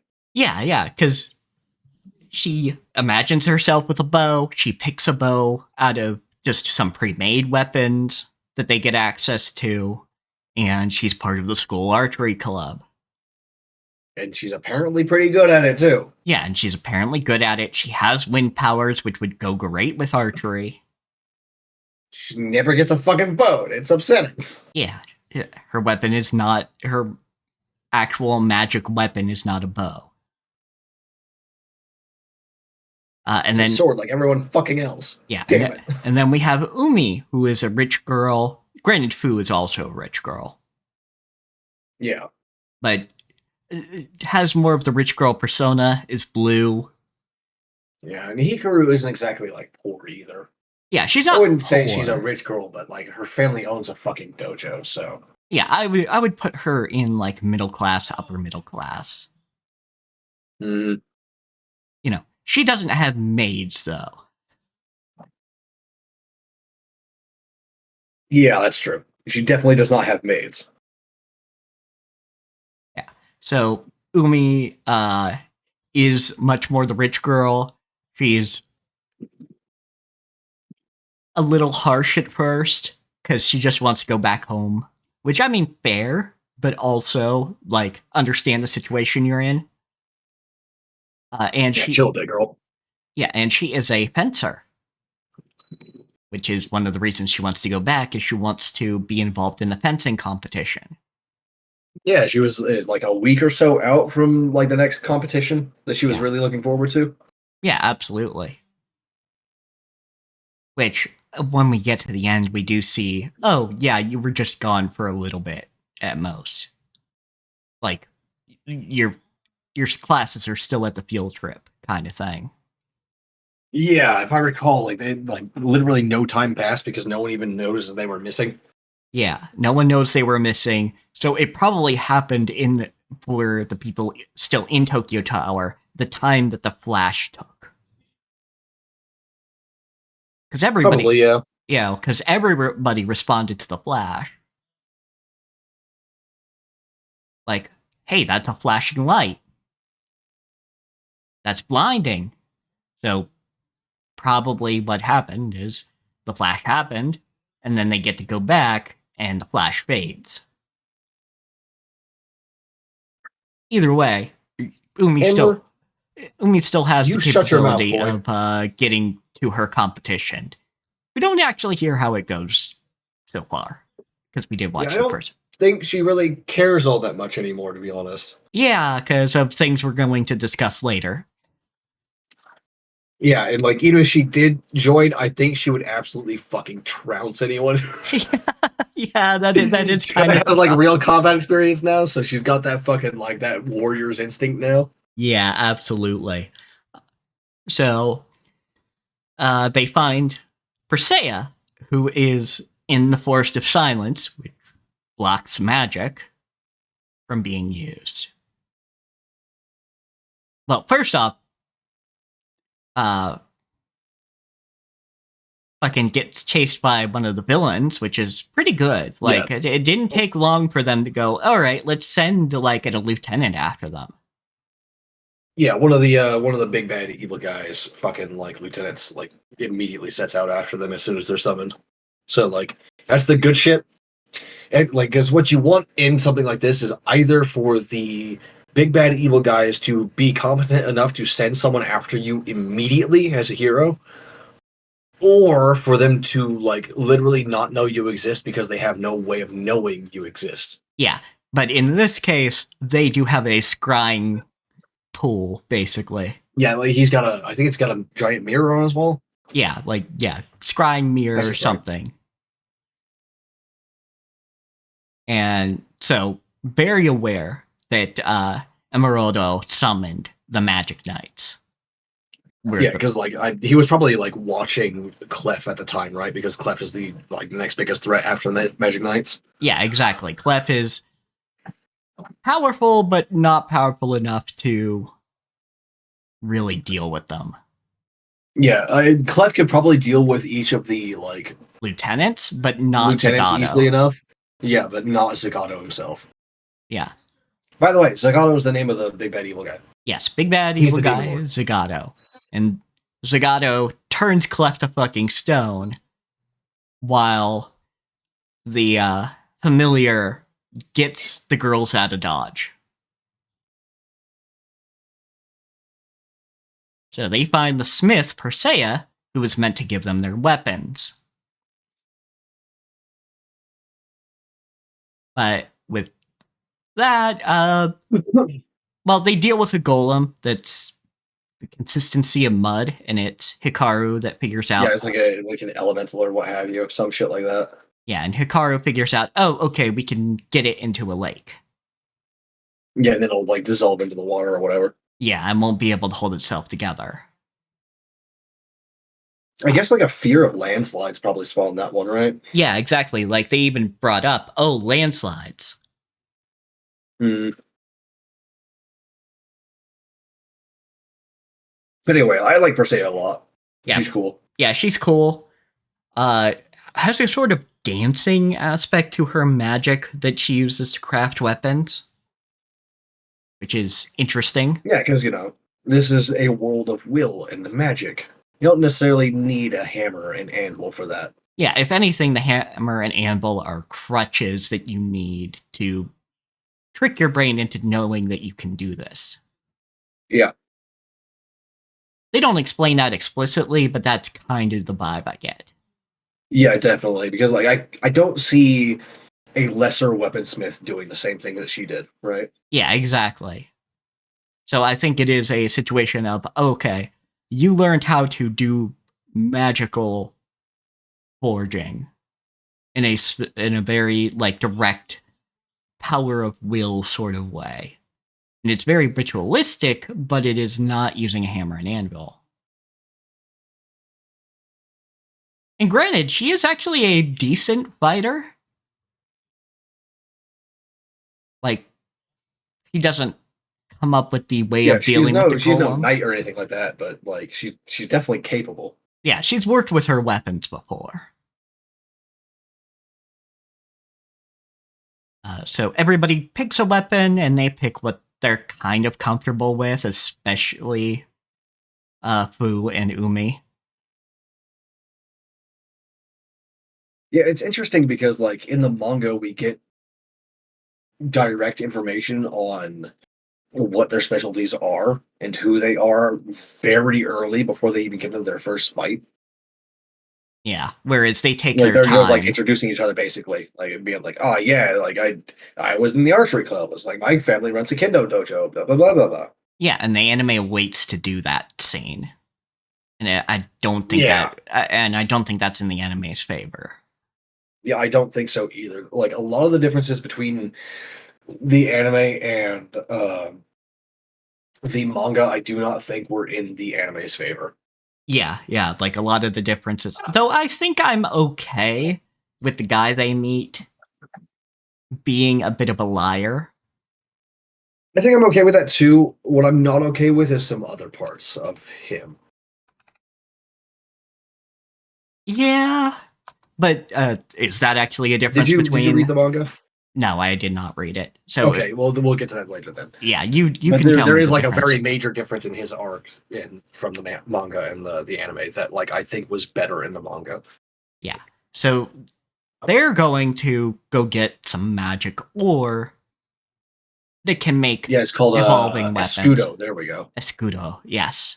I can't. The writer was pretty good about like coming up with just like random fucking fantasy names for this shit. Yeah, Genuinely. absolutely. And so in the woods, they meet this guy who Kat will now say the name because I don't remember it. I don't either. Oh, you don't remember his name either? Nope. I can picture him in my head. I know like his whole arc. I just don't remember his name. Let's see. Magic. Yeah, there we go. Characters. Give me where the Fario. There we go. I knew it started with with an Yeah, F. Fario. Which initially in the anime lies about what he's there for. He says he's a hunter. And Yeah, that's and then he says some other shit. He says a few different things before they finally like get him to cough up that he's there for something like important. yeah, that he's there because he wants to save Princess Emeraldo, but also got fucking trounced by Zagato. Because like of course he would, right? Yeah, It's Zagato. yeah, exactly. Uh, but in the manga, he doesn't lie about this at all. Yeah, he outright states like, "Oh yeah, I'm here to find the Escudo and go save the princess." Yeah, He just says that immediately. yeah, he's just straight up with it, and yeah, fair. I think maybe they changed all this for the anime because they wanted to stretch it out to 20 episodes instead of like having it be like 10. Yeah, I could see that. Wanted to stretch it out a little bit more. I think it does give his character a particular flavor to him. Yeah, like I said, I don't mind him lying at the beginning. It's just like it's the other stuff that's weird Yeah, about his arc. yeah, fair. Because yeah, a little bit we see a little bit of interaction between Vario and Fu in particular, because she's got a keen sort of eye, but also kind of starts to have feelings about Vario. You can kind of see where some of that comes in with the color coding because his hair is fucking green. And his eyes are the same color as her hair. Like they literally just have their eye and hair color swapped. Yeah. So you can She's kind of got tell. green eyes and like a light tannish kind of hair color. Like that looks almost gold a little bit. Yeah, And then he's got the same color for eyes and then green hair. It's just like, okay, sure, whatever, fuck you. yeah. Fair enough. And I might have been early reading it anime. too fast, but I also don't remember any romance arc between the two in the manga. I might have been reading it too fast, but like, I just don't remember it. Yeah. So they have a little mini arc with him where he gives them a magical device that he says grants wishes, but is actually a two-way radio. Yeah, I don't think he gives that to her in the fucking manga either. I don't think that exists at all in the manga. Hmm. I do kind of like that, okay, because that's Yeah, used that's used for some stuff later. yeah, like it's fine. Like it's set up fine. Like that's not a thing that I have complaints about. Yeah. So they go to get the escudo, which they do a really cool visual thing because it's in a particular spring. You are skipping over the whole Force of Silence thing. Oh yeah. Forest of Yeah, Silence. so in the anime, the Forest of Silence is like that, and there's no magic allowed there because there's some sort of evil ore or orb or rock or whatever there. It reminds me a lot of the evil stone that I can't remember the name of right now in Japanese. Yeah. But like it twists everything around it into monsters. It stops magic from happening, etc., etc. They end up breaking it. Maybe like this is another lesson for like Fu is like this is a world of will. If you believe you can do it, if you believe your arrows can reach, they will. Yeah, if you believe it can breach and break it, it will. And it doesn't completely like smash the stone, but it manages to turn it off and break it enough. Yeah, which is fine. That entire thing does not exist in the manga. Which interesting, because yeah, basically it That is worked. completely anime only. Yeah, As far as I know, it may be in the second like run of Magic Knight Ray Earth, the second part that the second yeah, season is adapting. But I just don't know. I haven't read that part yet. yeah. But yeah, warps and twists people and animals. Animals mostly into monsters, but with people, it was turning Fario into stone. And Never got a chance to see what he was going to turn it turn into after that, but he was turning into stone. yeah, so we don't know if it would have crystallized him into a monster or what have you, but everything turned back to normal once the stone was destroyed. Yep. Yeah, so that was the Forest of Silence arc that completely went off my smooth slime brain. Yeah. The Forest of Silence arc in the manga is really short. I wouldn't even really call it an arc. It's just like some panels, really. Yeah. Like at most, it was kind of folded into the Finding for Seiya thing. Yeah. So when they finally get to, I can't remember the name of the spring now that they're after. But when they finally get to the place, the spring that the thing is in, it's just a fucking line from Yeah, their point of view, yeah, which is like great visuals. It's like it's a fucking 2D spring, which is great. yeah, it's fucking 2D because once they get up on a higher elevation on like a tree or something, they can look down and see the spring and the ripples in the spring and everything. And they realize, oh, okay, that's it. And oh yeah, we never brought up the mascot Makona, which Yeah, thankfully is not as annoying as other mascot characters. Like it's got a bit of a cutesy thing going on, but it honestly kind of gets the fuck out of the way during combat anyway.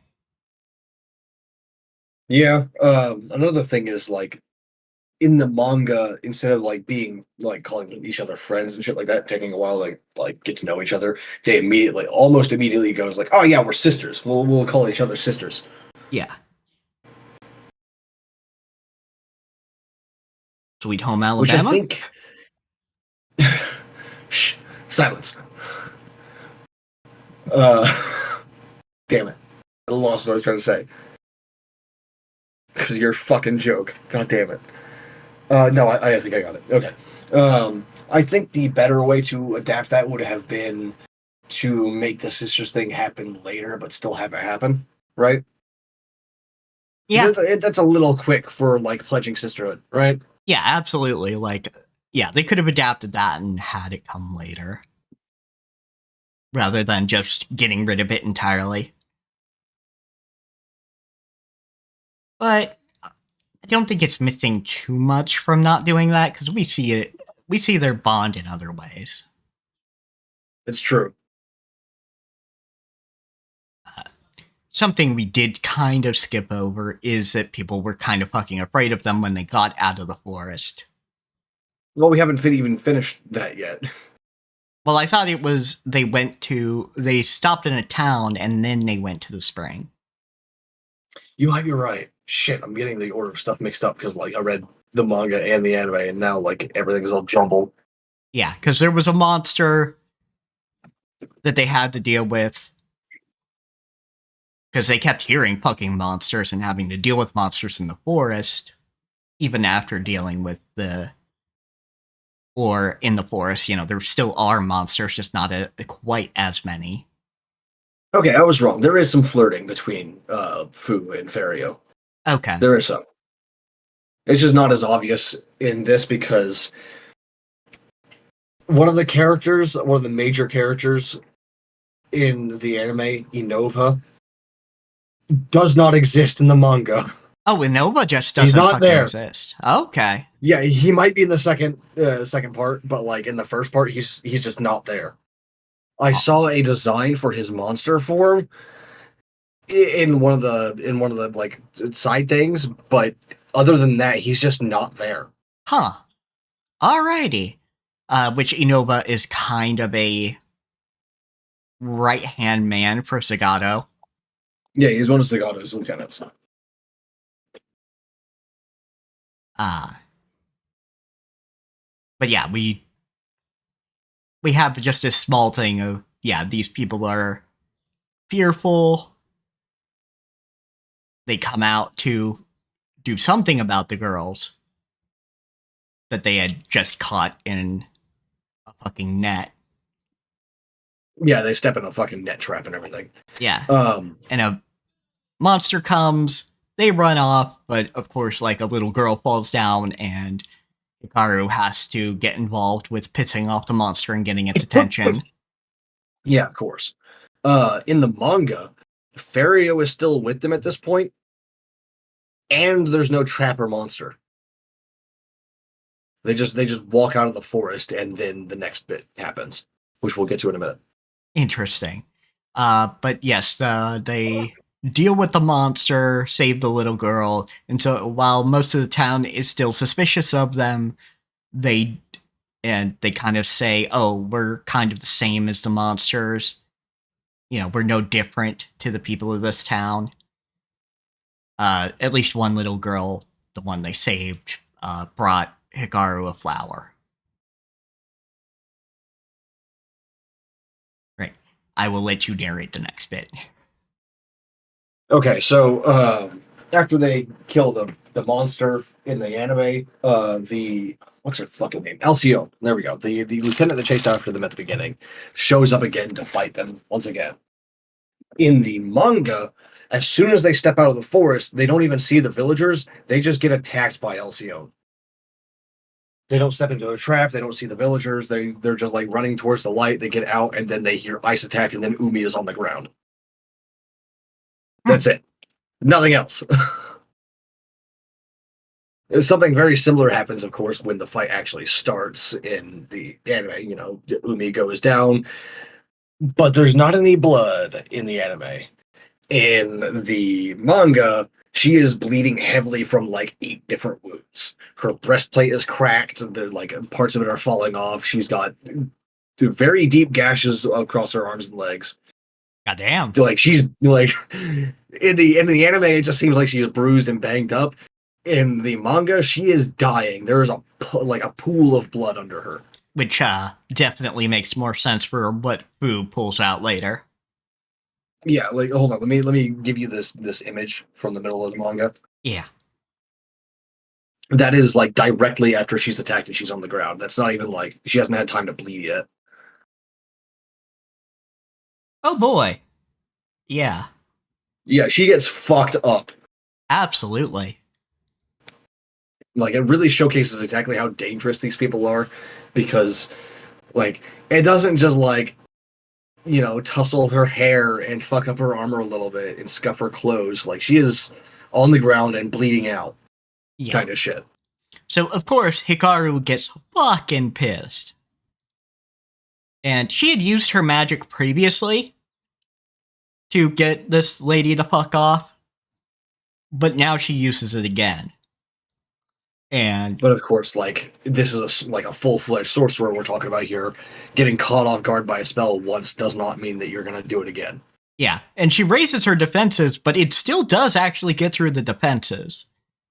It just wasn't enough to actually bring this lady down. But she does go like, Yeah, oh, Hikaru's got a lot of magical power. It's just not enough. yeah, like, it's like, oh, okay, yeah, this is what the Magic Knights are. Yeah, I think she takes like 2 injuries in the manga. She gets a cut across her face and a cut across her leg when she blocks the magic from Hikaru. Yeah. But like, it's not like a serious thing. It's just like, it's just a cut. Yeah, it's more of a commentary of, oh, even when I put up a barrier, something still got through. Yeah, it very much like showcases as well that like the girls are not just there because they're supposed to do something. They're there because they are actually very strong-willed and have a lot of potential. Yeah, they've got a It's lot like, of again, this is potential. a full-fledged sorcerer, like a full-fledged, like this is the apprentice of Clef, yeah. Clef. She is very powerful, one of the most powerful people in the world as far as we know, and her barrier is still getting cracked by this little girl. Yeah, exactly. Yeah, like, all of them are somewhere around 14 or 15.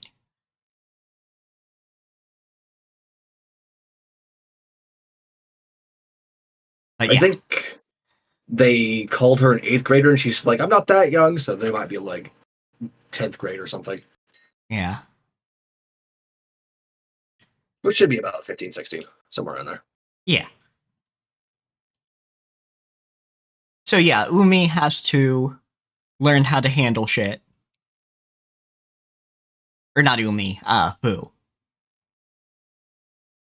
Yeah, in the manga, while Hikaru is fighting Alcyone and Fu is trying to figure out how to use her magic and everything, Ferrio's like, hey, why don't you guys ask me for help? I can help. And she's just like, no, this is our fight. We only ask you to help us get through the Force of Silence. Asking for more would be like, you know, not part of the deal. Yeah. So he's just like, okay, I guess. Yeah, okay. But they managed to deal with the bullshit and use healing magic. Yeah, because like I can't remember if this happens in the manga already, but I'm pretty sure Mokona has already contacted, or Clef has already contacted them through Mokona in the anime, right? At this point. Yeah, I think they've gotten contact at least once. Okay, so like they're begging Mokona to like connect them to Clef, so like he can teach them like the basics of magic, unlock the shit, etc. Yeah, because they both need it badly. So Fu needs it first, so she can actually fucking heal Umi, and then Umi needs it so we can fucking deal with this witch bitch.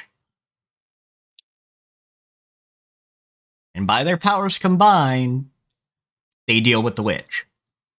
Yeah, because experienced sorcerer or no, this is 3 heroes, like capital H heroes, like attacking you at once. Yep. You're fucked. Yeah, exactly. Which I think Umi gets the coolest magic out of them, getting a fucking water dragon. Water dragon. Like her basic attack magic is fucking water dragon. Yeah. Like I feel so bad for Hikaru because her basic attack magic is fire arrow. Like, Yeah. Are you fucking kidding me?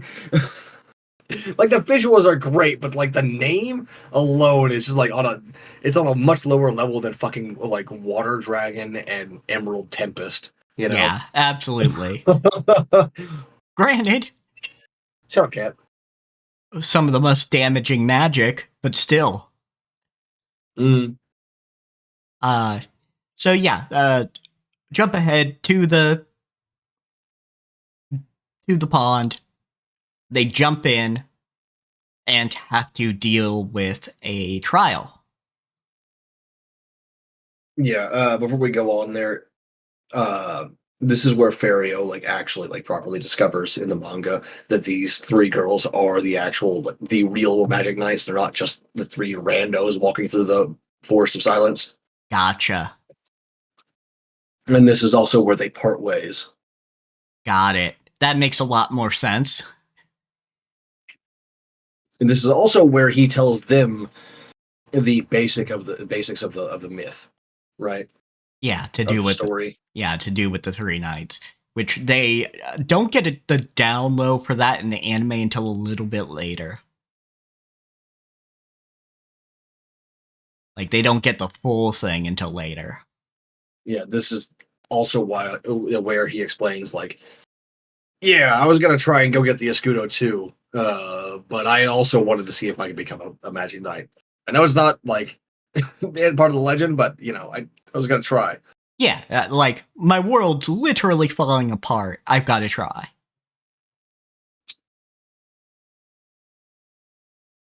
And then he's like, "Oh, okay, you're the Amber, actual real deal." stop. Yeah, and we also get the explanation for like where the monsters are coming from here, which is the fear of the people. Yes, which we do get that explanation a bit in the anime.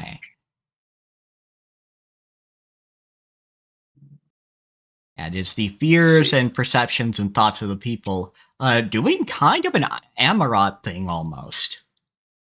Yeah, so he does give her an earring here, but I don't think it's a communicator like the gem was. All right. Yeah, because It might be, but and I just missed it, but I don't think it is. yeah, it is very obviously a magical hand radio in the anime. Yeah, like when you see it and like they actually show it on screen, it's like, oh yeah, that's just like an egg-shaped radio. Like you can see the buttons on it and everything. Which kind of makes me wonder if this is a toyification thing. Fucking might be. I don't know. Actually, you know what? Let's find out. Fucking Magic Knight Raiders merch. Give me that. Let me see. There's the three swords that they have as like keychains that you can get. Cat. There's like spreads from the manga on t-shirts, which are actually like really good chosen spreads, actually. Yeah. I don't see the little things though. Yeah. It's mostly just like shirts and posters and shit. Yeah, mostly Maybe just they shirts tried and but never posters. could actually make it. I don't know. Yeah, maybe. Could be. Because that's at least something you could make. Because they've definitely had like little two-way radios sold to kids before. Yeah, absolutely. So the trial they have to face is going up against something or somebody they love. Through some form or fashion, yeah. Yeah. Obviously different for everyone. But yeah, it's I don't even remember like the exact reasoning they used to like solve it. Well, that's kind of the thing is well, the exact reasoning is your loved ones wouldn't actually hurt you, would they? Yeah. I think that bit where someone tells them that also happens in the manga. Yeah, Which like that's like a major complaint I have for like both forms of it is like you shouldn't do that. yeah, because Princess You Emeraldo, hand your heroes the keys. when They have things to are fight for it. yeah, when things are looking rough, the princess just shows up on their vision and tells them the solution to the puzzle, which is those aren't actually your loved ones. They wouldn't hurt you, would they? You've got to fight back. And yeah, so briefly going over each of them, Hikaru's is her dog Haruki, childhood dog, loves the dog to bits. It's Hikari. It's only one letter away from her name. Yeah. I don't know why.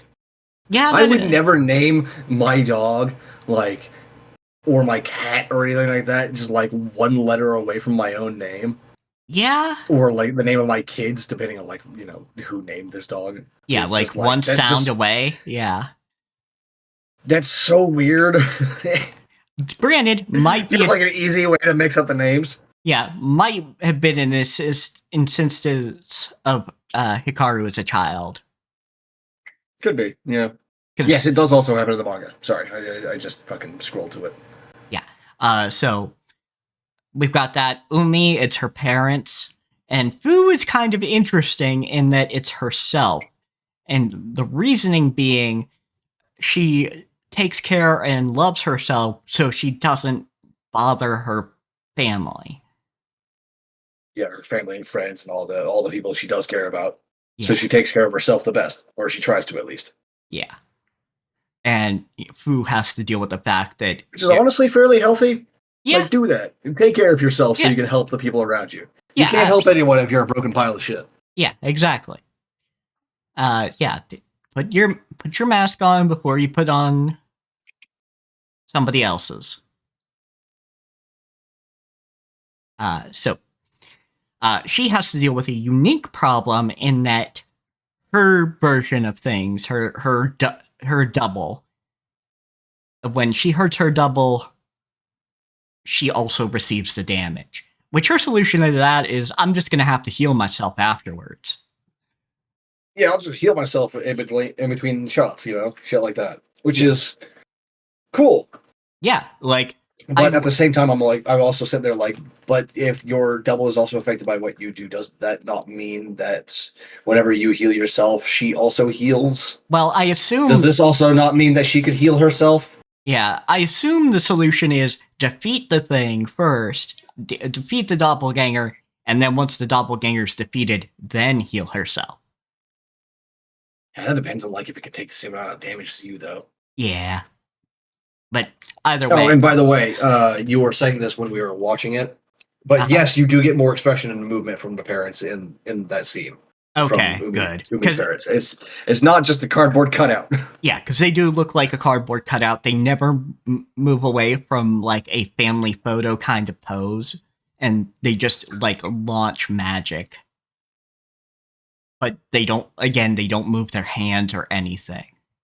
Yeah, in the manga, they do move their hands. The magic comes from their hands, not like some nebulous bit between them.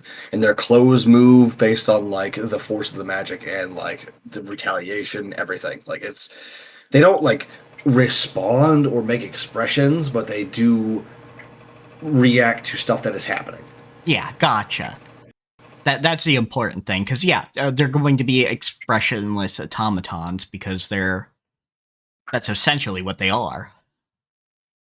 Yeah, basically. Yeah, like, yeah, Hikari does snarl as part of the whole thing, but that's what dogs do when they attack. Yeah, and Fu's double also smiles. Yeah, it's Fu's double But smirks. like she doesn't change her expression at all. She just smirks the entire time. Yeah, just has more confidence, which is something Fu does like key in on. Yeah, I think in the anime, the escudo goes into their fucking jewels, their hand jewels. Yeah, that contains their weapons. Yeah, it just absorbs into them, kind of deal. Yeah, and of course, like then we get like a scene of Zagato. There we go. Sorry, I forgot his name for a minute. Sending another one of his minions after the girls. And this time it's Ascot, who is a summoner as well. Yeah, Ascot is a summoner who is a small child, or at least looks like a small child. Yeah, I'm pretty sure he's actually a small child, but I don't know, because the OP for the season 2 does make him fucking tall, so either he went through a major growth spurt, or he was always... I think that it's been more than a couple of months for Sephiroth between like 1 and 2, Yeah. I think it's been some years. Fair enough. So yeah, there's that on the horizon as they come back to the Forest of Silence and to Presea, who has to make their weapons. Yep. And while then they just there's nothing major going on in between there. I think they just like go back, right? Like there's not even really a fight scene or anything. no, there's no real fight or anything of note. They might have had to Another fight their major way back. difference here between the manga and the anime, and I think this is in the anime's favor, is that Persea follows them to the spring in the manga. So she makes the weapons right then and there, and not under a time crunch. Yeah, no, that's not good. Because what happens in the anime is Ascot is like, okay, I need to have this first one chase after these girls or attack. So I'm going to the Forest of Silence where the smith is, summoning and going, here, worm thing, catch the ball. Yeah, and throws a ball of energy at fucking the Persea. It hits Persea. Yeah, it hits Persea, which it might have been tracking, a living being. But either way, that means the monster. He also fucking yeets that thing pretty good, though. Oh, yeah. He does. Like, he does a full wind-up and he fucking throws that thing. It goes. It goes. Actually, this might be why Adelante is not brought up again in the anime, because he's not in the manga. That would make sense. Ascot never attacks Persea in the manga. Yeah, because, it doesn't come up in dialogue later. Like, Adelante is missing from listing off the names of various summons that Ascot uses. So it would make sense that it just gets left out of dialogue, because in the manga, that creature doesn't exist. And they probably just, forgot when they were writing the script. Yeah. Or just cut it out for time, even. Just here, one less word we've got to worry about. Yeah, it could be. Either way, so they come back with the escudo, and Persea is getting started on the ceremony when the monster attack happens. Yeah, and I don't want to pat my own smooth brain too much here, but I did guess the gimmick of Adelante pretty well. Yeah, which is Adelante responds and is able to adapt to one thing at a time. Yeah, which does make it very difficult to deal with if you don't have multiple ways of fighting, which most people wouldn't, right? Yeah, absolutely. With this setting, I don't know, but it probably not many ways of fighting, at least. At the very least, Lafarga does not use magic, and he's a sword master, and we don't really see mages fighting hand-to-hand unless they're the magic knights. Yeah, fair enough. So it seems to be they resist magic, or resist swords, or resist fucking ice or whatever. I don't know. Yeah, but either way, just keeps resisting different things, evolves in body to be able to fly and shit. And Persea does manage to make the weapons, but also Adelante collapses the building and crushes Persea. Yeah. And in the anime, she dies. Yeah. In the anime, she dies. As far as we know, at least. We haven't seen the second bit, but I'm pretty sure she dies. Well, I mean, they fucking buried her, so unless... Yeah. Yeah. In the manga, she does not die. Huh. That's interesting. Yeah. And as far as I know, I'm pretty sure Clef does not turn to stone either. Huh. That's interesting, because, I could see Clef, maybe, but Persea feels like a motivating factor for the girls to kind of serious up. Yeah, definitely. But she doesn't fucking die in the manga. Interesting. But in fact, because we watched the first episode of the second season just to see where the fuck everything was going, I also read the first chapter of the second set, and she's the one that meets them, not Mokona. Okay. So the anime made some choices. Yeah, they genuinely made some rather large changes. Yeah, that makes some large changes, and I can't say it's not in the anime's favor, because that Amber, was... I'm gonna fucking hurl you into the trash can. Yeah, because You that's stop. an emotional core for the girls to be like, yeah, this woman was right by our side, helped us as best she could, and fucking gets killed for the trouble. It Literally dies in our arms. Kind of deal. it does explain why they're willing to forgive Ascot, though. Yeah. Because And why Fu does not try to heal her. yeah, and why Fu? They do say something later about, oh yeah, Fu, you tried to heal her over and over again, but you can't heal the dead. Yeah, but like it doesn't show her trying to do that. Yeah. So it's like it took us like 8 episodes or whatever to get to that bit of dialogue. This is like, are you fucking kidding me? You could have just like shown even 3 panels of it. It doesn't even have to be like moving shit. You could have slideshowed this shit. Yeah, absolutely. But yeah, so it was probably something they didn't think about until later. Because it was an anime only decision. Yeah. And they're like, well, fuck. People are talking about the fact that, oh yeah, Fu, she's got healing magic. Why didn't she use it in this circumstance? And so they had to have some dialogue later down the line to explain it. But yes, so they get upgrading weapons and armor. Oh. By the way, at least the manga translations that I've seen do not translate it as rune god. They translate it as machine. Yes. Because yeah, I think that's a point in favor of the anime, definitely. Like the subtitles, like saying it as rune god makes it a little bit more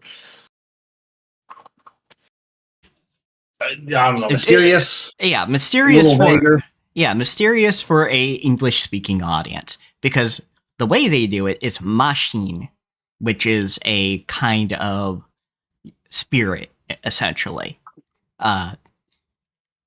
Some things say evil spirit, but that's not necessarily true.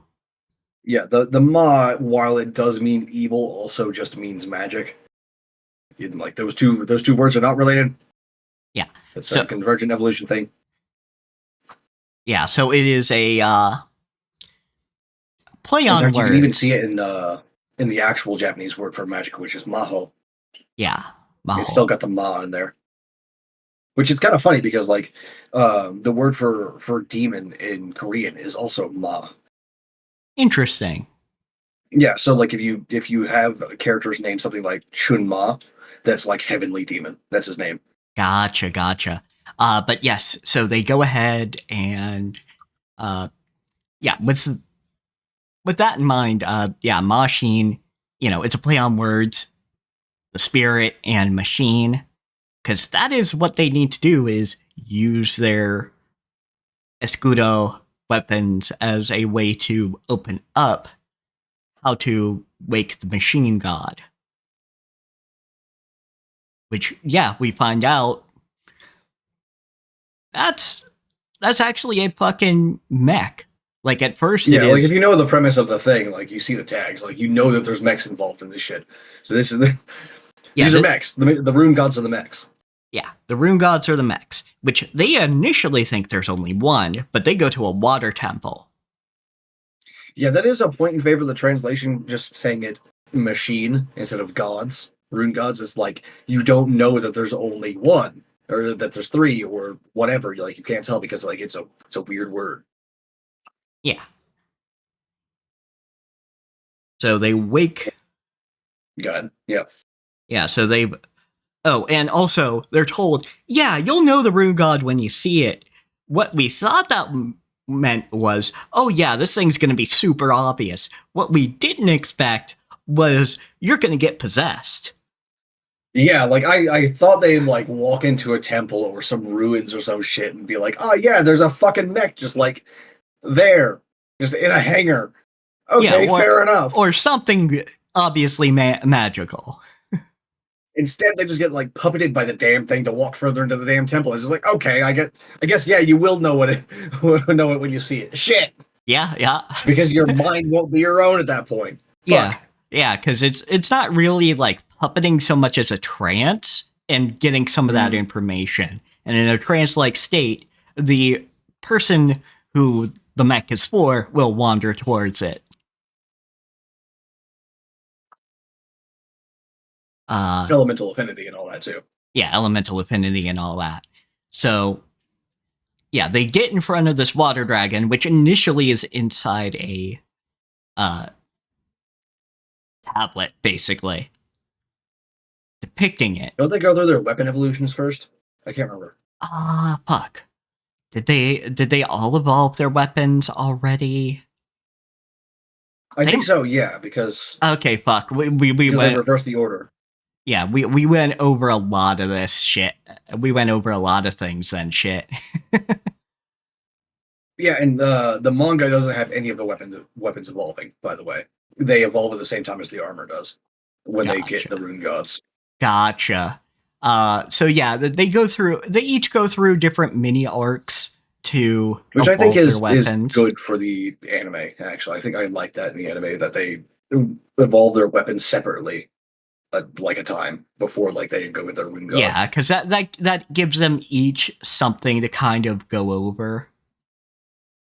Mm-hmm. So for I believe it was Hikaru first. Yeah. Yeah, I don't remember what the fuck it was though. Was that the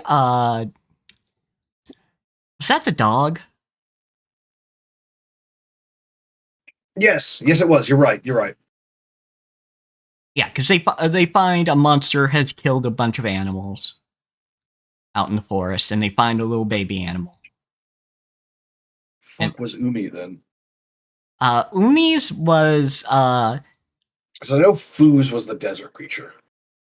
Yeah, Foos was the desert creature. I want to say Umi's was the getting that dreamlike state where she was brought into a world of Tokyo Tower, but the other two were in a frozen hellscape. You're absolutely right. Yes. I feel like it all came back to me immediately as soon as you said it. Yeah, so starting from the top, Hikaru. She finds a small baby animal, saves it, names it Hikari, after her dog. Is very attached to this small baby animal. But actually... However, unfortunately, it turns out that the small baby animal is actually Ascot's summon. One of them, at least. Yeah, one of Ascot's summons. Named Vigor, I believe. Yeah, Vigor. So Vigor, lures Hikaru to somewhere, just out in a field somewhere. Actually, it might have been fucking Vigor's design that I saw, not Innova's. Maybe.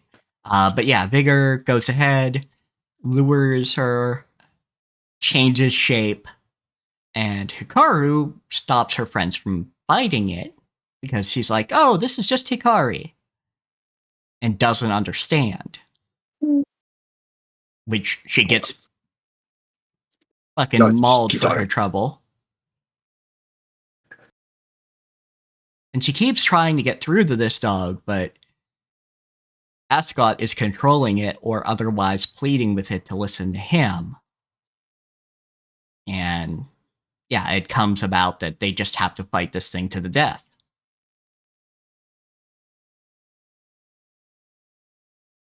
Which, fair enough.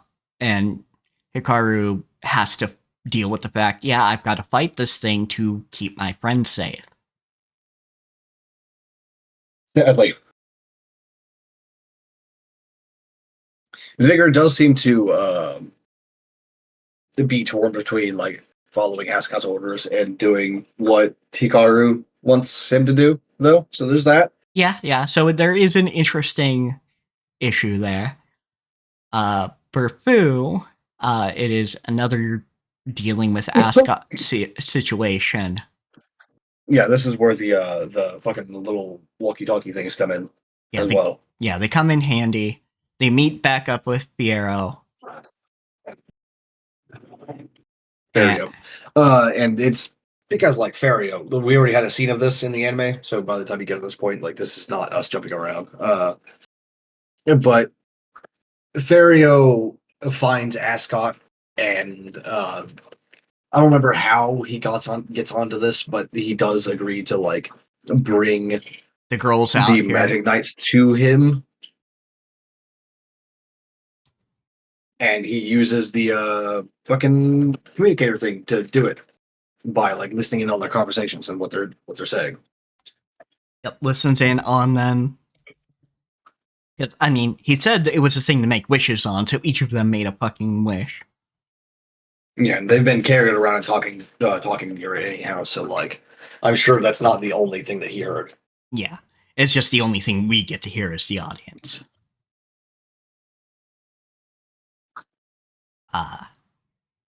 So they go ahead and meet up with him, and he's like, "Yeah, So in some fucking sand town in the like side of the desert.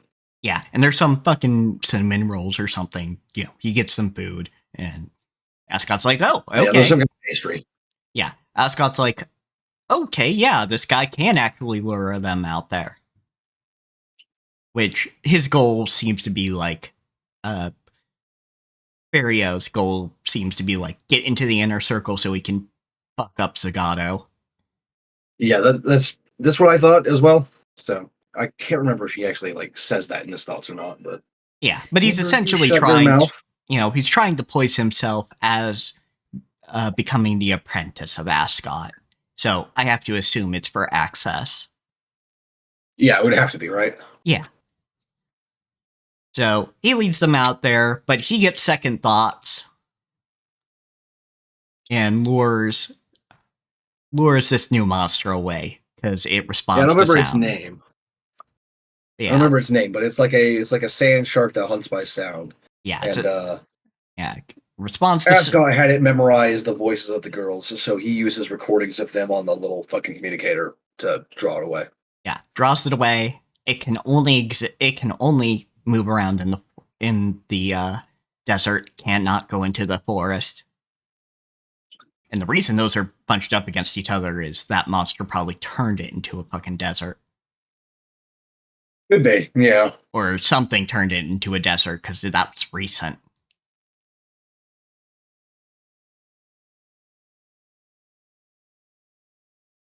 I don't think the desert part happens in the manga at all.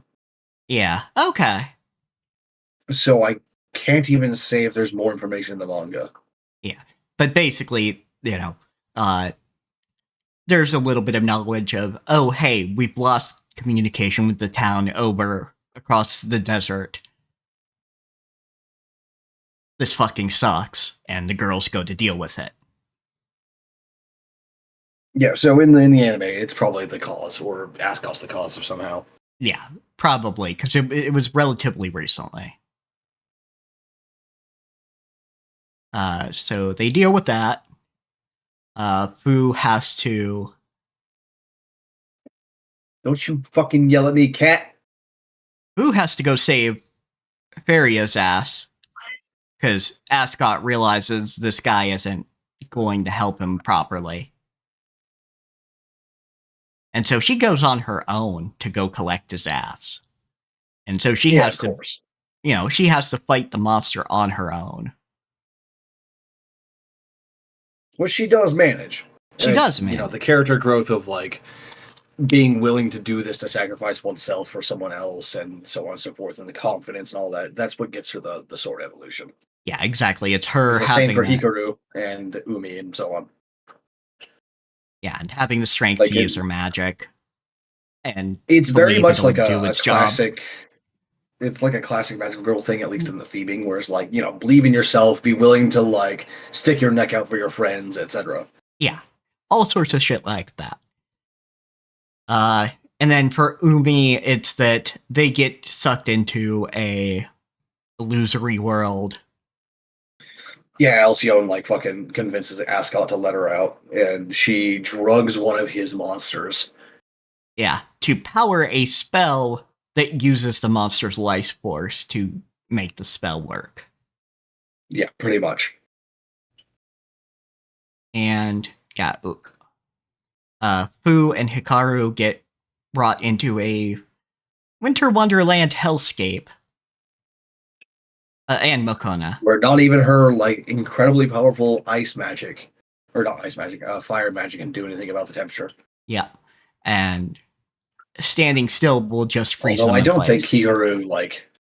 Hikaru actually like did the smart thing with that either. Like she shot it at the fucking countryside instead of like keeping some fire around her at all times. True, it could have warmed her up a little bit, but also like they tried using the fire and immediately like it melted, but it was immediately covered again. Yeah, so like it's very obvious that the spell is ongoing. I'm just thinking like carry the flame with you. Yeah, some Like things. when we want to get warm when we're in the wilderness, we do not set the entire forest on fire. We dig a hole and put the fire in the hole. Yeah, yeah. Meanwhile, Umi's heart kind of brings her into what she later describes as a place of indecision. And it is a frozen version of Tokyo Tower. Where no one can see her, no one can interact with her, no one is moving, nothing. Yeah, nothing is moving. And she has to realize that and realize her friends are still out there and that she needs to move forward.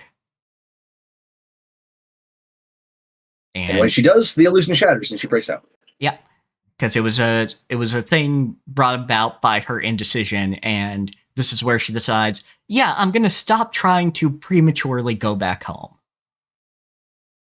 I mean, I'm here, I gotta deal with this, and then we'll get home when we get home. Yeah, we'll get home together.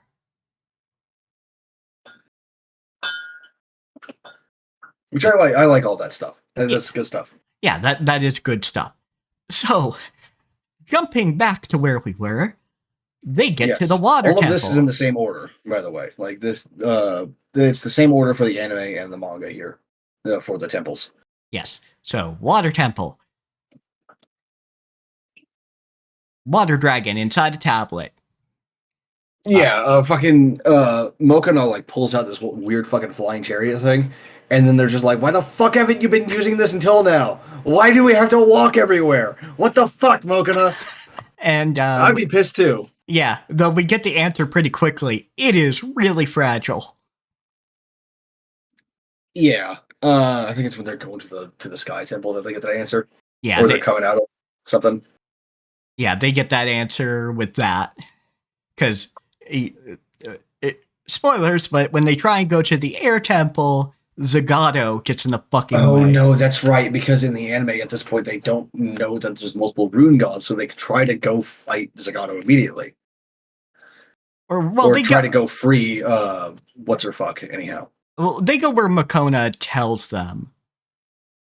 That's true. And I don't think they know that that's the Wind Temple, though. Yeah, they don't know that that's the Wind Temple they're going to. But they're going where Makona's telling them to go. But they get stopped prematurely from actually getting to the temple and realizing, oh, there's multiple rune gods by Zagato. Yeah, and they stay over in some town during all that. But anyway. Yeah, so, water temple. Yeah, she meets the dragon. The dragon's like, I'm going to test you to see if you are a true magic knight.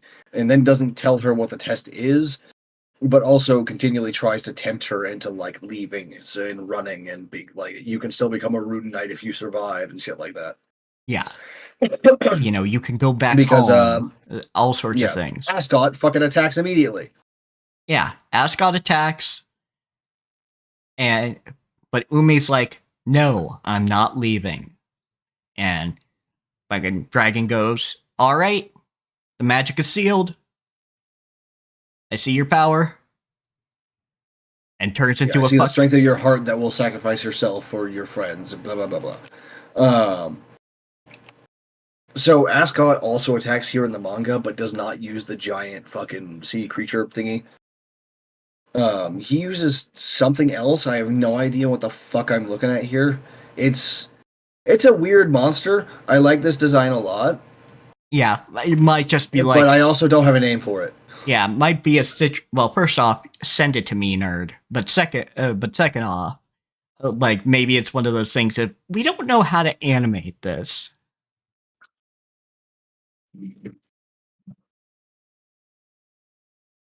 Well, in the manga, this is the first time they're actually fighting. So, Okay. It is some weird devil-looking thing. Like, yeah, it's like almost like a dragon Baphomet kind of deal, right? yeah, it's like a Baphomet where it's like humanoid body but animal head, and there's these tendrils that come out like horns. It is. You'll have to read the manga, folks, to really understand what I'm saying. But yeah, I see why Kat couldn't describe this in a couple words. Yeah, like I have no idea what I would name this. It's just like it's a big fucking creature. Big fucking creature. So they made decisions of changing the creature for the anime, uh, and during that conversation, Hikaru and Fu were like, "Well, why are you sending your friends to come fucking kill us? Don't you care what happens to them?" Yeah, you fucking idiot. And In the the manga, he also like after the first one is defeated, like he summons like a whole bunch more, which are basically like minotaurs but of different animals. gotcha. In the anime, the giant like golem, water golem type thing turns on and fights not only the Fu and Hikaru, but fights Ascot, because I think we get the impression of, oh yeah, does not like that happened. Uh, and at some point during the whole fight, Umi fucking breaks through with the mech, and the mech fucking murks the monster. We Yeah, we, we see the it's over. when she turns around to like go like protect her friends, and she tries to fight back with what little power she has. It's like your test can fucking wait. I gotta go deal with this right now. Fuck you, sort of deal. Yeah, And if the dragon's like, okay, yeah, I like that. Let's go. yeah, if being a magic knight means abandoning these girls, fuck it. Yeah, pretty much. And yeah, that's what occurs. And so they get the one rune god and don't realize there's more than one, but they're still going where Makona tells them, so they would have found the temple anyway. But Zagato, being somewhat smart, actually does interfere with them with his magic. He doesn't appear in person, but he appears in an image in front of them and fucking attacks their Like lightning bolts their asses. attacks their fucking flying machine. Which honestly would probably kill most people even from this world. So he's probably like, okay, yeah, that should do it. It probably won't, but like, But well, yeah, that's the thing is, uh, Emeraldo interferes and actually manages to teleport their asses. yeah, that's right. Before they fucking like explode. Yeah, before they plummet to their fucking doom. And that's when they again come across Fario, because Fario was told, hey, you got to find these girls. As Emeraldo contacts him. Through his fucking like walkie-talkie bullshit, yeah. Yeah. Which is why I'm okay with the anime having it, because it kind of makes sense. Oh, this is, because it's mentioned, oh, this is something that originally belonged to Emeraldo. Yeah. He was given them by the princess at some point. Yeah. More details on that later. But you know, we did already get the flashback, like that was like him telling a story of where he came from, or where he got these things in the Forest of Silence, but like you don't actually get like any details on what the fuck was going on there until way later. Yeah, way later. So they go ahead, they're taken into the town, and he explains, yeah, you're meant to, there's more than one rune god. Because the thing is, Japanese doesn't have those kind of plurals, and that's why they didn't know. Yeah, all the plurals are like implied through grammatical context, and like when you just say, "Hey, you need to go wake up the rune god," that's it. Yeah, There's no like plurality in the dialogue there. yeah, yeah. There's no plurality in the dialogue. So he explains the actual myth. You wake up the three rune gods and deal with the enemy of the world.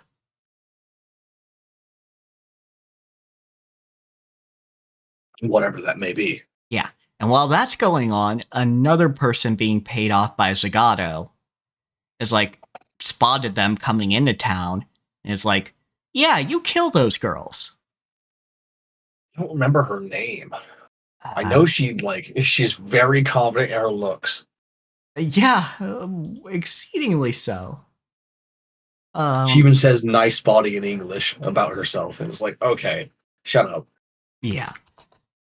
Let me see here. Caldina. There we go. Yeah, yeah, that's right. Because I misread it or misremembered it as Kalinda at first. Yeah. Huh. Apparently she dies in a Sega Saturn game. Wow, get fucked, Caldina. I guess. Shit. Yeah.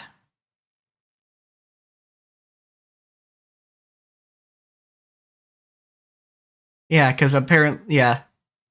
All right. So, I mean, spoilers for a Sega Saturn game, but yeah, I just pulled up the wiki just to look at her. But yeah, she's a Gyaru, but she also is a mind controlling sorceress that's confident in her Yeah, looks. she's an illusionist and hypnotist. Yeah, because one guy's like, no, I'm not going to kill those 14-year-old girls. And she's like, lame, stab yourself in the leg, idiot. And then he fucking does. I thought he was gonna stab himself in the fucking neck or the heart or something. But Yeah, nope. I thought he was about to kill himself, but she didn't go quite that far. And what we see of her later with her, well, we'll talk about that later. But she kind of cuts and runs when things get real serious. Yeah, and apparently she likes to gamble. Yeah, she likes her money. Like she's not involved with Sagato for any large reason. She wants money and prestige and to live in the lap of luxury. So the townsfolk are like, yeah, we're going to attack you because we don't really got any other choice.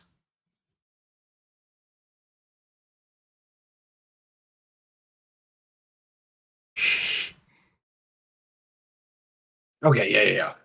In the manga, they do know that the floating mountain is the Shrine of Wind. They can tell, or Fu can tell when she gets close. Gotcha. She was already being able to tell Yeah, even before they scaled the and it mountain. looks like, yeah, that's right. Zagato does not stop them from getting in there. They do not actually have to scale the mountain at all either.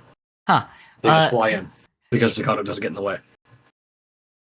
Yeah, so deals with Caldina. Uh, the issue is they can't just fight her because the townspeople would be in trouble. Yeah, classic, RPG shit. You gotta solve a problem without, getting the locals involved. Yeah. So Barrio's like, all right, I've got a plan. And so he gambles with Caldina to, first off, distract her. Girls leave, townspeople get ready for part two of the plan. And they've been banging on her door like, hey, the girls escaped, but she's not listening because she's busy gambling. They finally break in, tell her, hey, they escaped. And then, like, somebody from the town turns on Barrio and goes, oh, yeah, it's your fault for bringing the girls here. Raw, I'm gonna stab you. And stabs him. And Caldina is like, oh, that sucks. That sucks for you, Yeah, a townsman little bit. who just stabbed that guy I've been gambling with for a while. I'm just gonna take I'm gonna jet. yeah. I'm gonna jet. Wait, I'm gonna take those coins and then I'm gonna jet. And she does. And we find out, yeah, Barrio had a metal plate under his clothing. because that was the whole plan. And it works. She cuts and runs, realizes, I gotta go chase those girls. And they continue having to deal with her as they go forward. She has magic too. Yeah, She uses her illusions to fuck with them. I can't. I'm fucking. Amber, would you fuck off, cat? I'm trying to think. Stop yelling at me.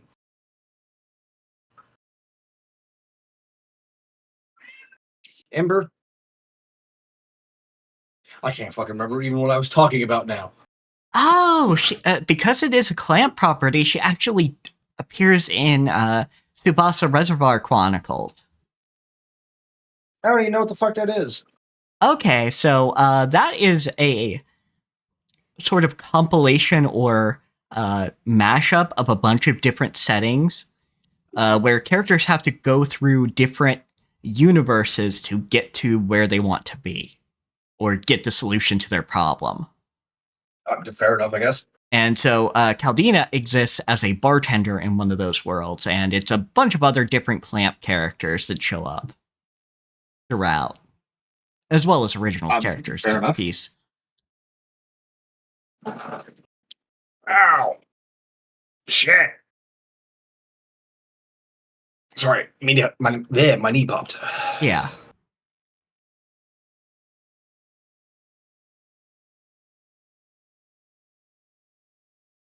I'm trying to remember if the bit with the canyon happened before.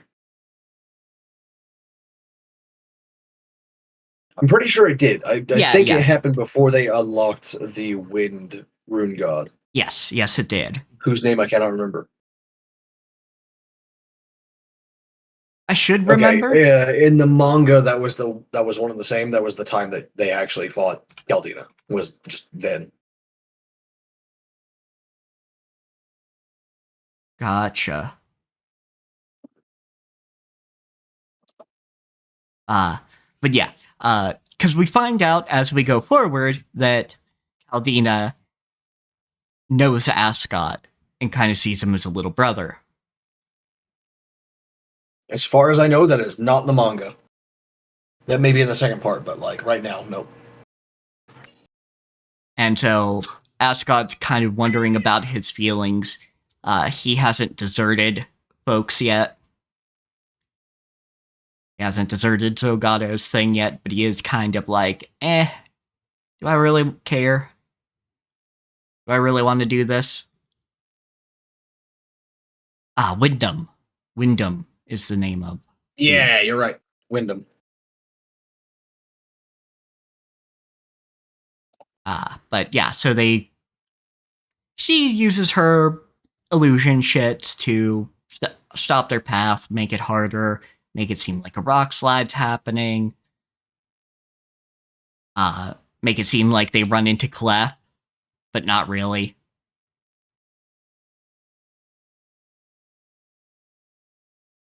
Make it seem like they found Emeraldo, but they didn't. It's fishmen. Yeah. And Umi runs from the fishmen for some reason. Yeah. I don't know why. They could have handled the anime-only fights better. Yeah. Some of them are a little weird in terms of like characterization. Yeah, a little bit.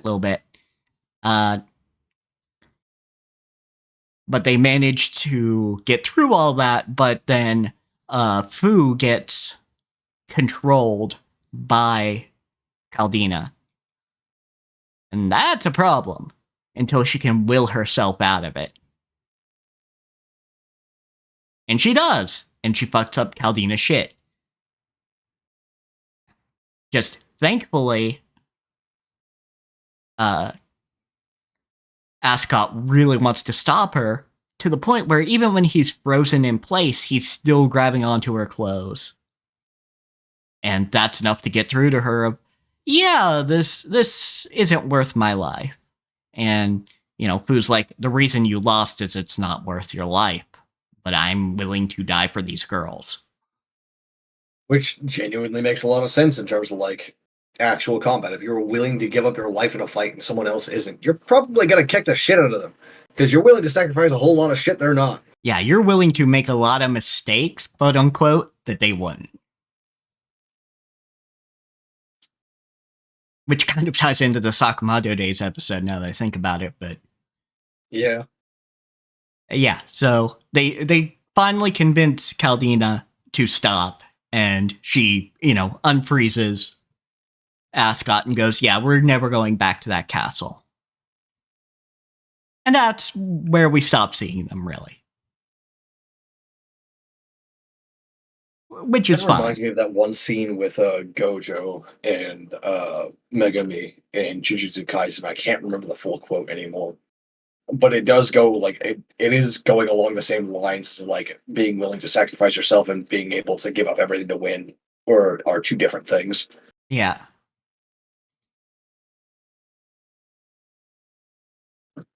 Very related. Yeah, absolutely. Yeah, let's see. Nova. Who is an anime-only character. Yep. Because, yeah, they're like, well, all these fuckers failed. I gotta get involved. And Lafarga first, though. oh yeah, Lafarga first. That's right, Lafarga is used first. Which Lafarga was like a knight captain for Emeraldo and did not defect on his own free will. Zagato, That bitch be mind controlled. yeah, Zagato's mind controlling him. And he does do a good job of kicking these girls' shits in. Because he's genuinely pretty fucking strong, yeah. Yeah, and they probably could have killed him at some point if they kept trying, but what occurs during that whole fight is he picks up Hikaru's sword, and we've been introduced in that little bit to the fact that each of the swords does something to make it hard for other people to use them. Fu's gets heavier, Umi's turns into water. We didn't get to see what Hikaru's does, but Hikaru's bursts into fucking flames. Yeah, because, like, of course it would. It's a fire elemental sword, like in, if it doesn't want you to wield it, you're probably gonna turn it to ashes. Yeah. And that burns off the magic that was controlling him. Because he had magic tattoos that were part of the control.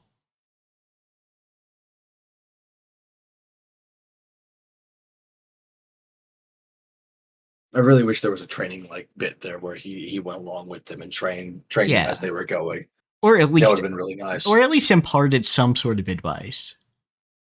At bare minimum, but that's not what happened. Because they really did not catch a fucking break. Because, they're scaling the mountain, they're dealing with shit on the mountain. It's, heavy storms, and they don't know this yet, but storms don't exist in this world normally. They scale the mountain, find somewhere to hole up. And then Vario calls them like, hey, I need a place to fucking stay. This weather is insane. And they're like, sure, here's where we are. Yeah, I'm on the way up, and like I need a place to stay. You guys around here? Yeah. And so he starts to scale, and he finds a woman collapsed. What's her fucking name? Sarah. Yeah, Sarah. There we go. Yeah, so finds her. She says she was gathering medicinal herbs. So he scales the mountain, carries her in. There's a little bit of Fu being puffy about Sarah's existence. But Vario tells Fu, hey, I believe in you. I know you can do it. And so she's a little happy about that. But cut ahead to going into the Wind Temple, and we find out, oh yeah, that was just a ruse. Sarah was Innova in disguise. Yeah, And which for an anime only character, he's integrated really well. yeah, like he feels like Zagato's right hand man. Like we feel why he's here. And so I wouldn't have expected him to be an anime only character. Yeah, I only realized that after I was finished reading the first set of the first half that Innova just wasn't there. Yeah, and I'm on his wiki page now, and yeah, he's an anime only character. God damn.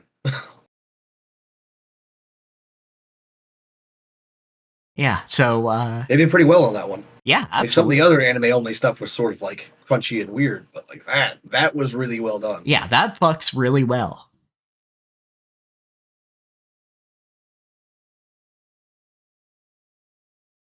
So they go ahead and have to fight him, but Fu is presented with Innova going, yeah, but if you continue to fight me, I will kill this boy. I can kill him at any time I want to, because he's poisoned Ferio and locked him up.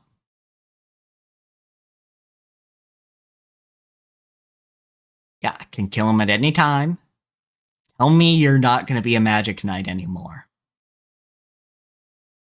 And Fu has to deal with the fact, yeah, that's somebody I care about in danger. What do I do?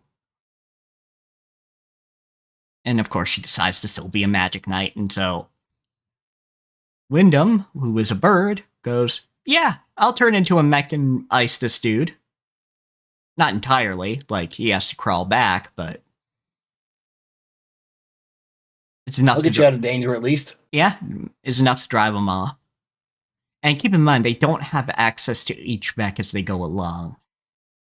Because the mech goes, hey, you're not ready to wield me yet. We need a little bit more. You keep going.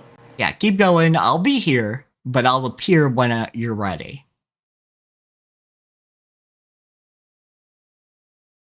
So they go along, having dealt with that, and Innova reveals, hey, I need you to release my real form so I can deal with this. And we find out Innova is something that Emeraldo made for Zagato. Yeah, he's some kind of fucking high-level spirit that can speak. Yeah. And Zagato's like, all right, but if I turn you back, you won't be able to take a human form again, or a humanoid form again. And it's like, I believe in you. And it was like, I believe in you. I believe in your cause. Go ahead and change me. I need to be useful to you. Zagato's like, all right. I think that's part of Innova's like a second appearance as part of Hikaru's test for the Rune Knight or for the Rune God. I think so. That I don't remember as clearly. Look, we've slept since then. It's difficult to remember these things. This is why we watch right before the stream. Yeah. It's a little hard to remember. Hi, buddy. Hello, handsome boy. My son. But yeah, very powerful in his other form. Yeah, I do think it is part of the trial to get the third one, which is Ray Earth. The fire one is Ray Earth. Kind of fucked up that like it's only named after one of the trio, huh? Yeah. But Ray I don't Earth, know, maybe the author's editor was like, you gotta have a main character. maybe. Either way, Ray Earth is kind of a kick-ass name. Yeah, I mean it's a good name. I just, this is very much like the entire story has been focused on each of the three and the three as a whole, not like Hikaru may be like the one in front all the time, but she's not Yeah. the main character. Yeah, she is not the main character. All three of them. It is very much an ensemble cast.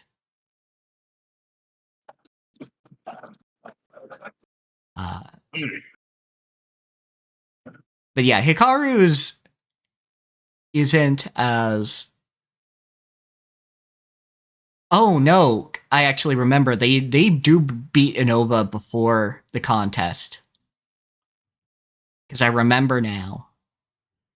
Right, yeah, the contest is Zagato himself, isn't it? Yeah, it's Zagato himself. Yeah, that's right. That's right. So, yeah, what occurs is, in actuality, is they have to fight Inova on the way. And that's not even talking about the fact that at one point, a fucking monster that is just a ray of light. Oh yeah, like kidnaps two of them. Kidnaps two of them. It was Fu and Umi, which is the only thing that really like kind of makes Hikaru the main character. Is that Fu and Umi end up in peril more than Hikaru does. So the fight with Zagato to get Ray Earth is also not in the manga. Interesting. It's just Lafarga that's her test for Ray Earth. Okay, so Lafarga is the test. Okay. And so they dealt with Lafarga way earlier in the anime. Mm-hmm. Alright, so yeah, because Zagato's like, in the anime, is like, well, fuck, you've gone through everything else, I've got to show up and stop you from waking the third rune god. And, I mean, he does trounce Fu and Umi pretty well. But then, Hikaru does her thing of coming out even though she hasn't, gotten Ray Earth to agree to work for her. Is going to protect Lafarga, but then Lafarga takes the hit instead. Yeah, it's like the classic, like, fucking two characters sacrificing themselves. Like, just like zipping in front of each other to like body block a blow. Yeah. But Lafarga is the one who takes the blow, and this is when Ray Earth shows up to get Zagato to back the fuck off. And that means they've collected everything. They have actually collected all the bits. All the bits. Yeah. Finally. Yay. So they get to get into their mechs, which, there's no technology to these mechs that we can see. They're just kind of floating inside the mechs. They beam inside and they beam out. I gotta, like, find where they actually get into the mechs in the manga. Yeah. But explaining that as we're going forward, the mechs do drop some hints of the enemy of the Magic Knights is more powerful than you could possibly imagine. Okay, they don't beam into the mech, they sort of summon the mech around them. Okay. I think. Oh no, they're beaming into it. Okay, never mind. Sorry. Yeah, okay. At least in this one instance, they're beaming into it. I don't know about the rest of it. Yeah, okay. But we're given a visual of them just floating in it, and they can see each other as they are, rather than seeing the mechs. Or at least we, the audience, can see them properly.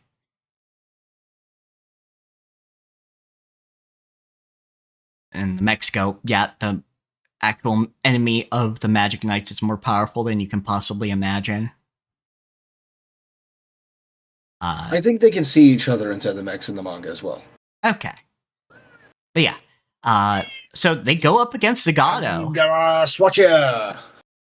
Who apparently made his own fucking rune god. Yeah, makes his own machine to deal with the rune gods. Which, fair. If that's the legend and what you gotta face, that's what you're gonna fucking do. We do get before that a little bit of an interesting conversation because Zagato says something to Emeraudo that we don't hear, but someone on Zagato's side, Alcyone, does hear, and is like, "Wait, is what you said to her the truth? What have I been fighting for then? I fought because I believed in you and wanted you to be happy." And he's like, "You don't know me. Get away." So I don't know if we'll see her later or what. Probably not, but maybe. I don't know. Yeah, we'll have to see because I'm not going to spoil myself on that. But and just in case. But yeah, so they have to deal with that problem of dealing with his new mech. Or, well, he's had it for a while, but actually facing it off in mech v mech combat. And it takes a minute for them to get used to using the scaled up magic and working together. But they manage it, and they fucking ice Zagato, who was trying to remove the possibility of the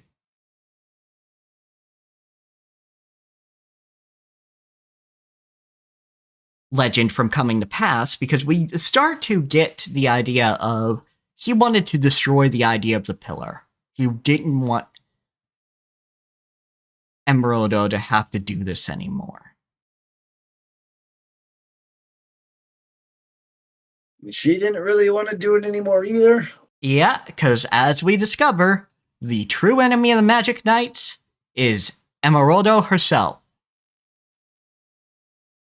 Because she comes out no longer looking like a little girl, like she has been throughout the anime, but looks like what I imagine must be her true actual self. Age. Yeah, her actual age and her true self.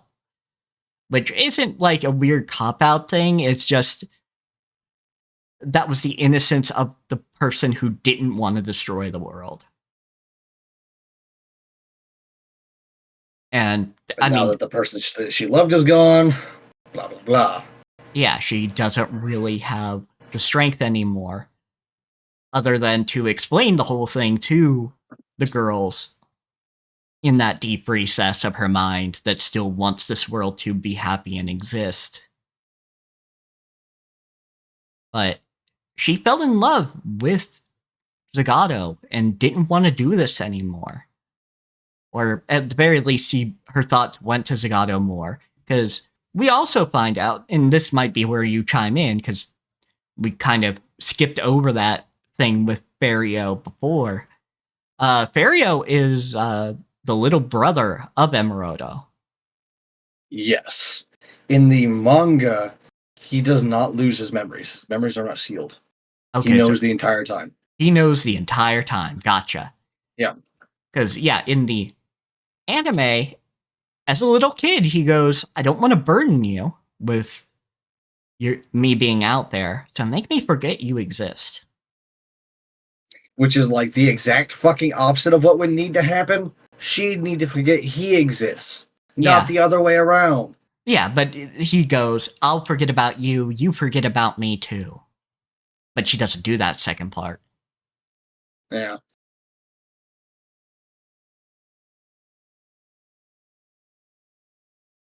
But now we know why the princess actually gave him those fucking communicators. Because like that was her little brother. And that was her little brother. Flash forward. Yeah, she didn't want to have to deal with that anymore. She loves Zagato. But Zagato knew what was going to happen, because the thing is, the people of this world cannot destroy the pillar, and the pillar can't kill herself.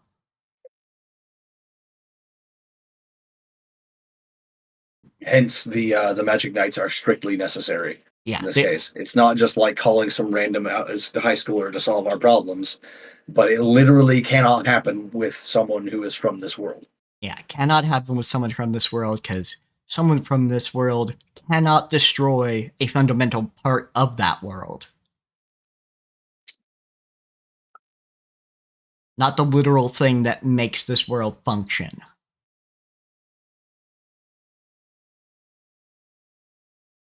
And that's the only Fucking womp way. womp. Yeah, fucking womp womp. Because, yeah, I have to assume this is also what happened to other pillars. But, you know, which Outside also, of living memory, yeah. yeah, which kind of sucks for the other fucking pillars, actually. Or not the pillars, other magic Mm-hmm. knights. Because they just got Yeah. called to do execution duty. Like, if the person really decided, yeah, I just want to die, and wasn't conflicted about it,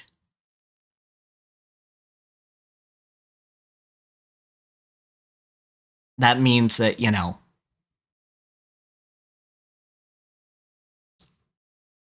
they're just calling up a group of people to be executioners and just fucking ice them execution style.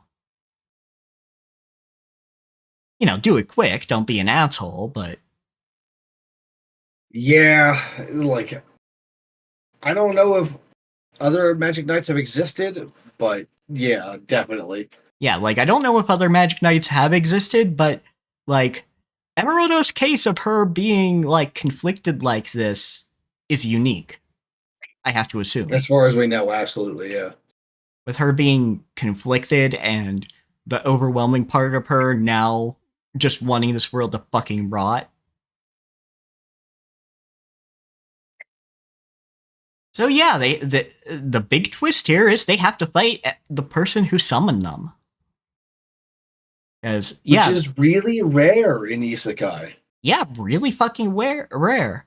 Uh, yeah. So Emerodo, you know, a small part of her gets to explain all this. The part of her that still wants this world to exist, like what's remaining of her innocence. The overwhelming part mourns Zagato's death and is, you know, basically a vengeful yokai, kind of. Just this Yeah. vengeful being who is going to kill the Magic Knights and then let this world crumble to dust, and who knows what would have happened later. I think Rayers might be the only isekai I've seen where the summoned person or persons kills their summoner, and the messaging is still like happy. Yeah, that's fair. All the other ones I know of is just like, yeah, I killed him because he was an asshole and I fucking hated him. Now I'm gonna go enjoy my new life. Yeah, yeah,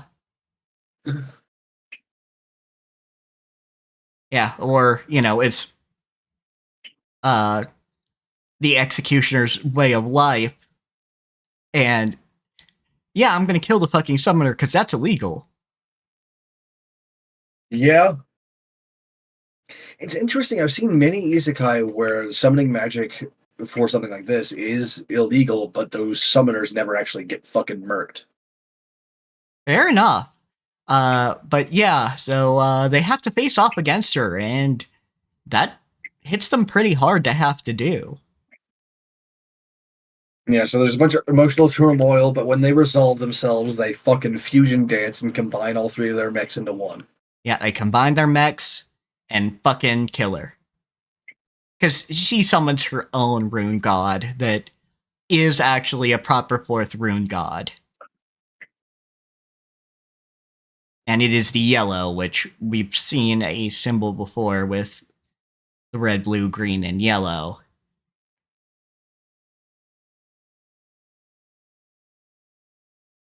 And yeah, The Fountain of Eterna, there we go. That's what it's fucking called. yeah, Fountain of Eterna. I knew it was E something, but I couldn't remember. Yeah. But yeah, fucking killer, because they have to, because otherwise this world would destroy itself way quicker. Because she could wish for this world to end, and it would end. if she And that shit wished, would just go pop like a goddamn balloon. yeah, if she wished it with all her heart, which she was gearing up to getting to that point, like she probably would have gotten to that point immediately after killing the Magic Knights, because at least until the Magic Knights were dead, she could focus her ire on them.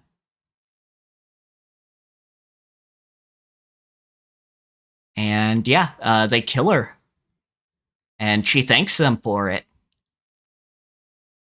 Because she can finally die, and she can be with Zagato now. And then they fucking... Yeah, I don't think... Actually, no, the design is different in the manga, because she's a fucking centaur rune god in the manga. Huh, interesting.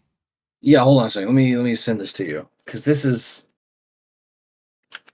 I didn't notice this before, but yeah. Yeah, that is a fucking centaur.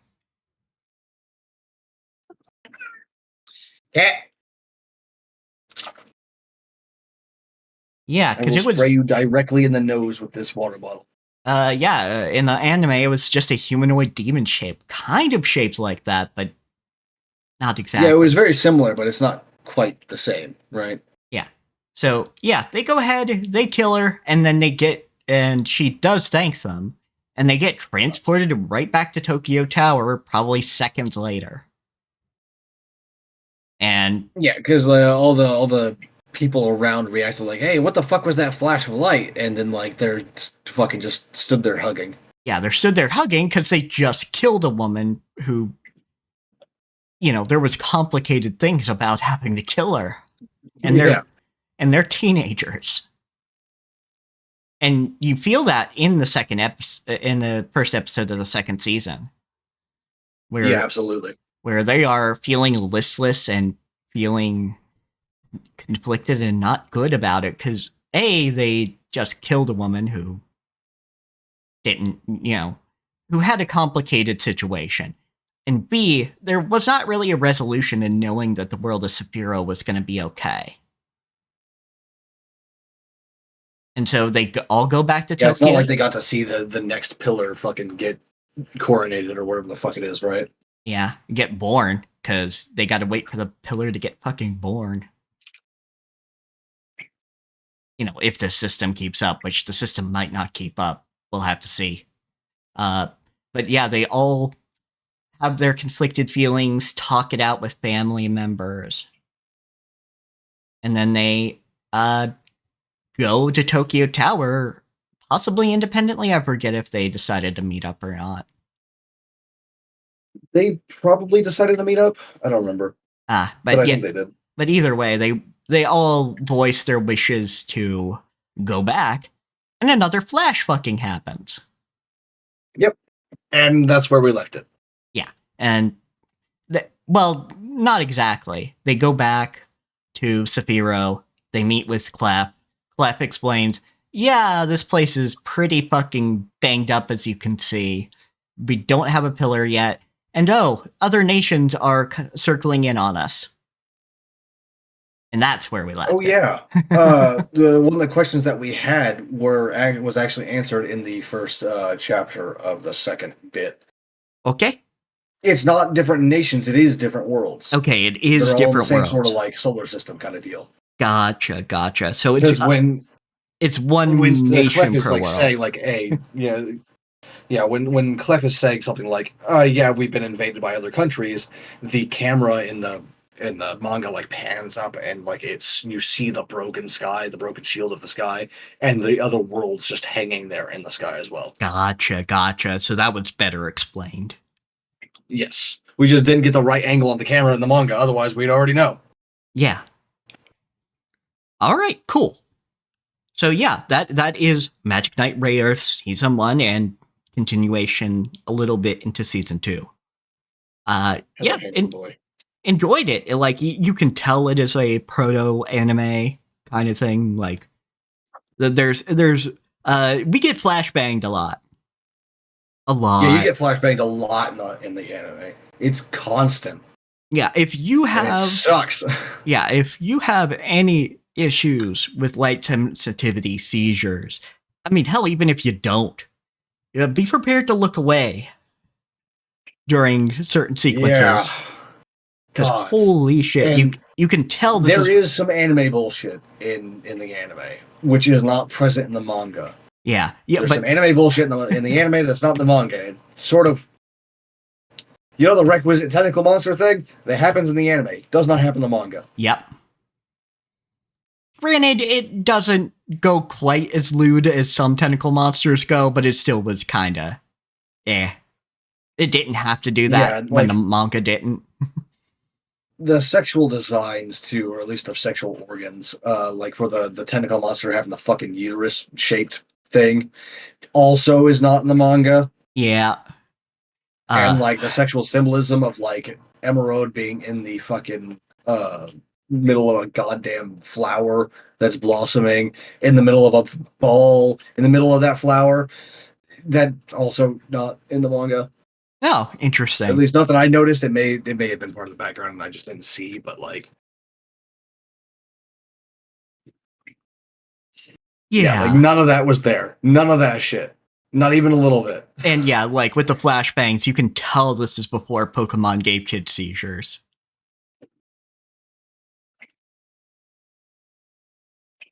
Because yeah, they overuse it. It is a really, really bad. And Cat had it up on 2 screens. Yeah, because I was streaming it on Discord, so I had the second one up on my second monitor to make sure that the feed was good. So I was getting fucking like hammered from 2 directions. Yeah, I had to look away, block my eyes at a lot of sequences where they used it. I hope they lighten that up in season 2 a little bit. I hope so as well, and I hope Record of Lodos War does not have the flashbangs. Yeah, please no. Because it is of a similar age, and I would rather the fuck not, thank you very much. Yeah, because Lodos War, I need to watch that, and I need to watch Escaflowne. I did actually watch Escaflowne. I don't remember a goddamn thing about it anymore, but I did. I actually had it on DVD. Gotcha. Like I did watch it like 20 years ago, but I did watch it. Damn it. Yeah, I so do that, remember like at least the look of the main character and yeah. some of the basics of what's going on, but like not a lot. Yeah, so that was Ray Earth. Did enjoy it. We do plan to watch and binge season 2 and report back to you At some point. at some point. Maybe this weekend. We'll see. Maybe. I hope so. That'll be the plan. We'll see if the plan comes to fruition.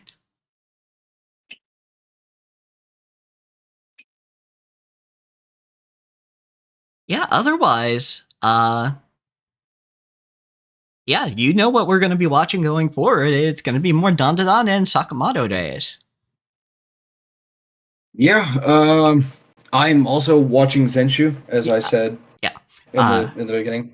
I will try and catch up with you with Zenshu so we can talk about it properly.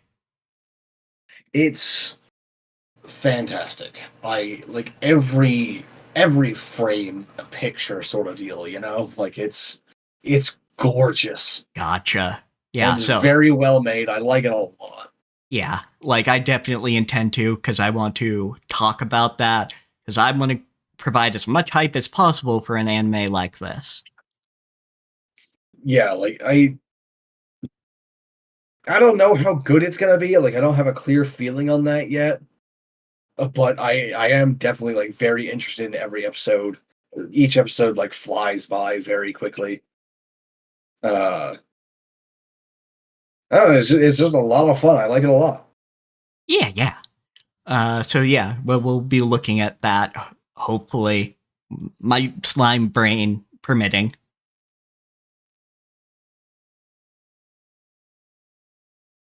And my fucking sleep permitting too. I am already tired again. Like I want to go sleep again. Oof. Uh, but yeah, I think I've mean, been up for like a total of like 8 hours today. uh, It's bullshit. other than that, I can say I am going to be playing Ender Magnolia on my own time, but I will tell you how I like it. Yeah, please do that. Because, yeah, I've been excited for this ever since finishing Ender Lilies and finding out there's going to be a sequel.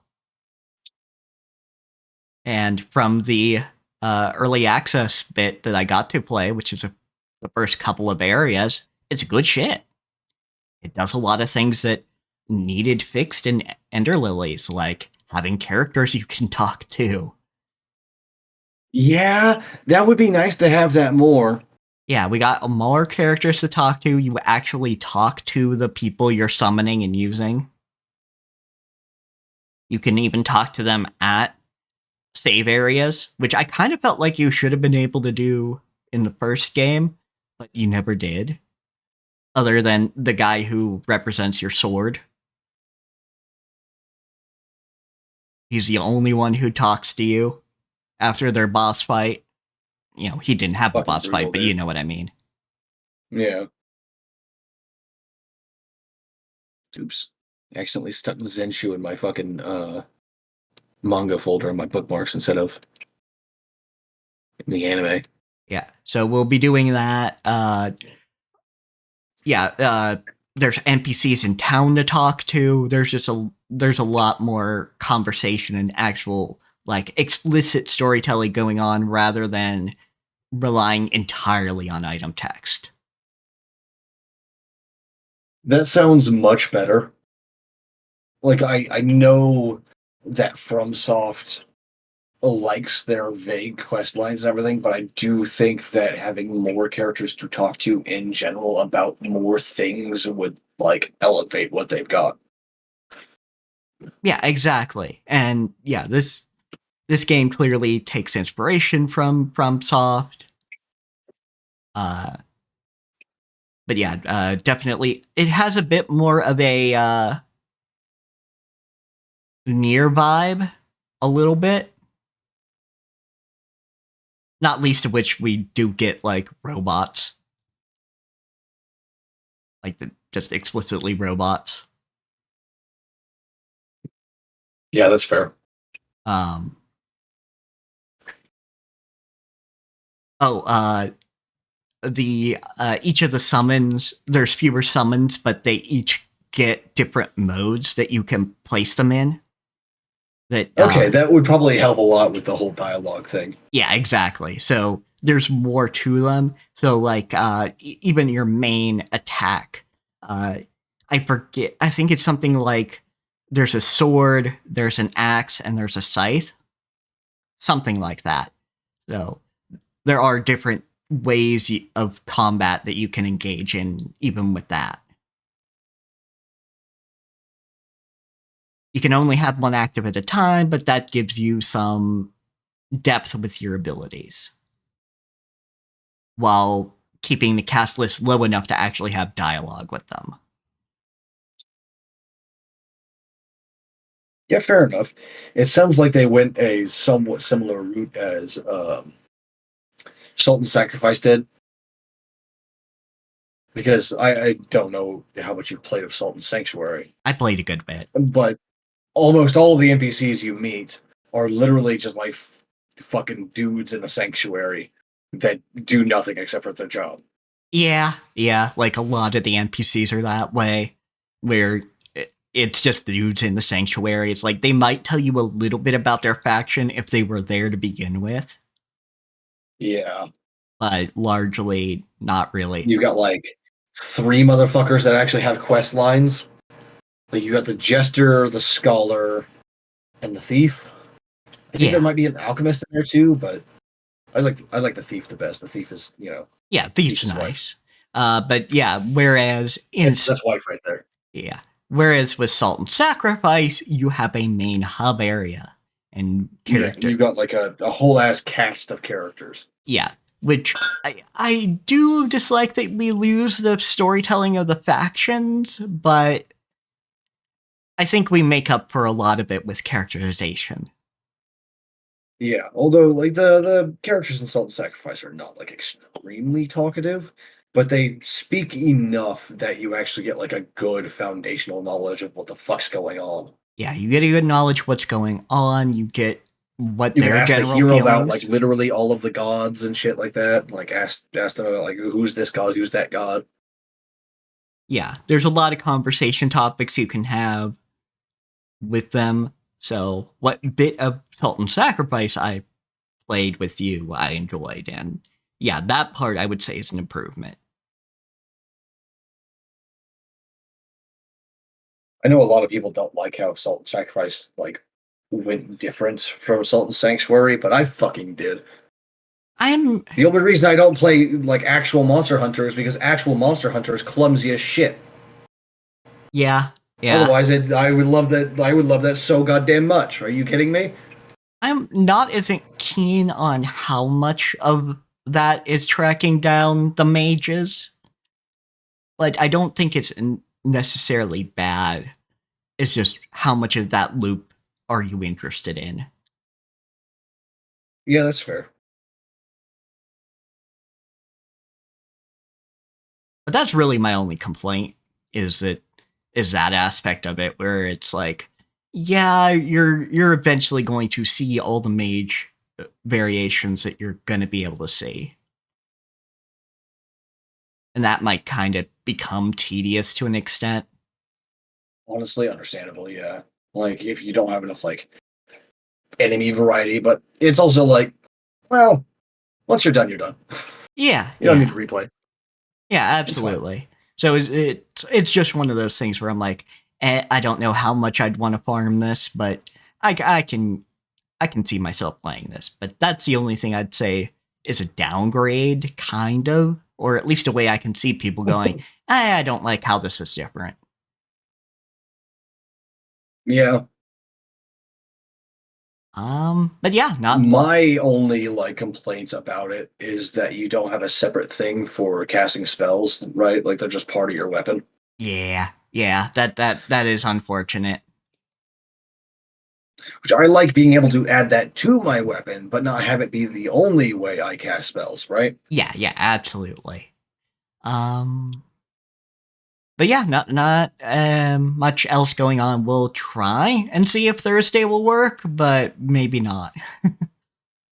Yeah, not with like.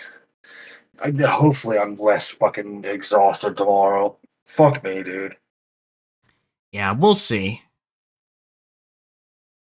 We're gonna try, and Cat's doing the medical shit they need to do now that they've gotten, fucking I government fucking hope healthcare. so, at least. I fucking hope so, at least, because like I, if they turn me down, I literally don't have anything else I can do. Just literally nothing. We'll figure that out if we have to What cross that cat? bridge. Sorry, Ember staring at me all wide eyed. But yeah, look forward to next week. Again, I really have just been enjoying the anime we've been watching. Dandanon is absolutely going to be something people remember going forward, and Sakamoto Days is kind of getting there.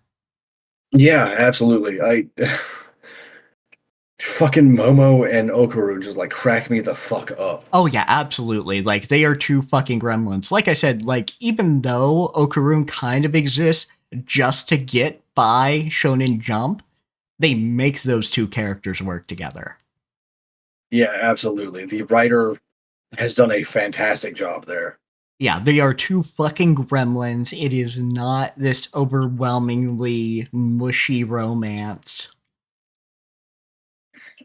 Absolute little fucking weirdos, and I love them both. Yeah, absolute weirdos. Uh, Momo has a shrine to Ken Takamura. I forgot about that. Yeah, because fucking Selko threatens to destroy it. Ember, I'm gonna spray you again. So yeah, look forward to that, folks, and we will see you again next time. If you look at the bottom of the YouTube description, you can find a link to both my Twitch and Cat's Twitch. My Twitch leads to my Blue Sky and Pillow Fort, and Cat's Twitch leads to their links. Discord, Kara, and Twitter. I still don't have a Blue Sky. Believe me, if I had energy, I would have the Blue Sky link up. Yeah. Though I'm trying. if you follow my Blue Sky link, you will find Cat's Blue Sky. Eventually, somehow, just follow the click the buttons until you find it. Yeah. I mention you every time I do a stream alert, so easy enough. Yeah. Fuck. Join the Discord and throw recommendations for gay martial arts at me, please, for the love of all the gods. Yes. Honestly, throw any recommendations for gay fantasy manga at us that exist. Or But gay especially sci-fi, martial doesn't arts. matter. Gay anything, really. Yeah, gay anything, The really. The only thing I'm really actually fucking tired of is gay high schoolers. I don't care. They're high schoolers. Even that. I haven't been a high schooler in 14 years, man. I'm done. Yeah, even that I'm fine with. I'm done with gay tragedies that are just tragedies of them and the world fucking them over. Yeah, absolutely. You know what? Changing my tired thing. Because I will still accept gay high schoolers. I've just seen a lot of it, you know? You know, like if Okarun was a nerdy girl, you'd still be there for it. Yeah, absolutely. Because as long as it's well written, it's fine. It's just this is one of those things where there's a lot of this thing. I want more of other things too. Yeah, but a tragedy where neither person in this has agency, I'm tired of that. Yeah, I'm really fucking tired of queer tragedy. I want queer joy. Yes, give us the queer joy. I lived the one for a very long time. I'm fucking done.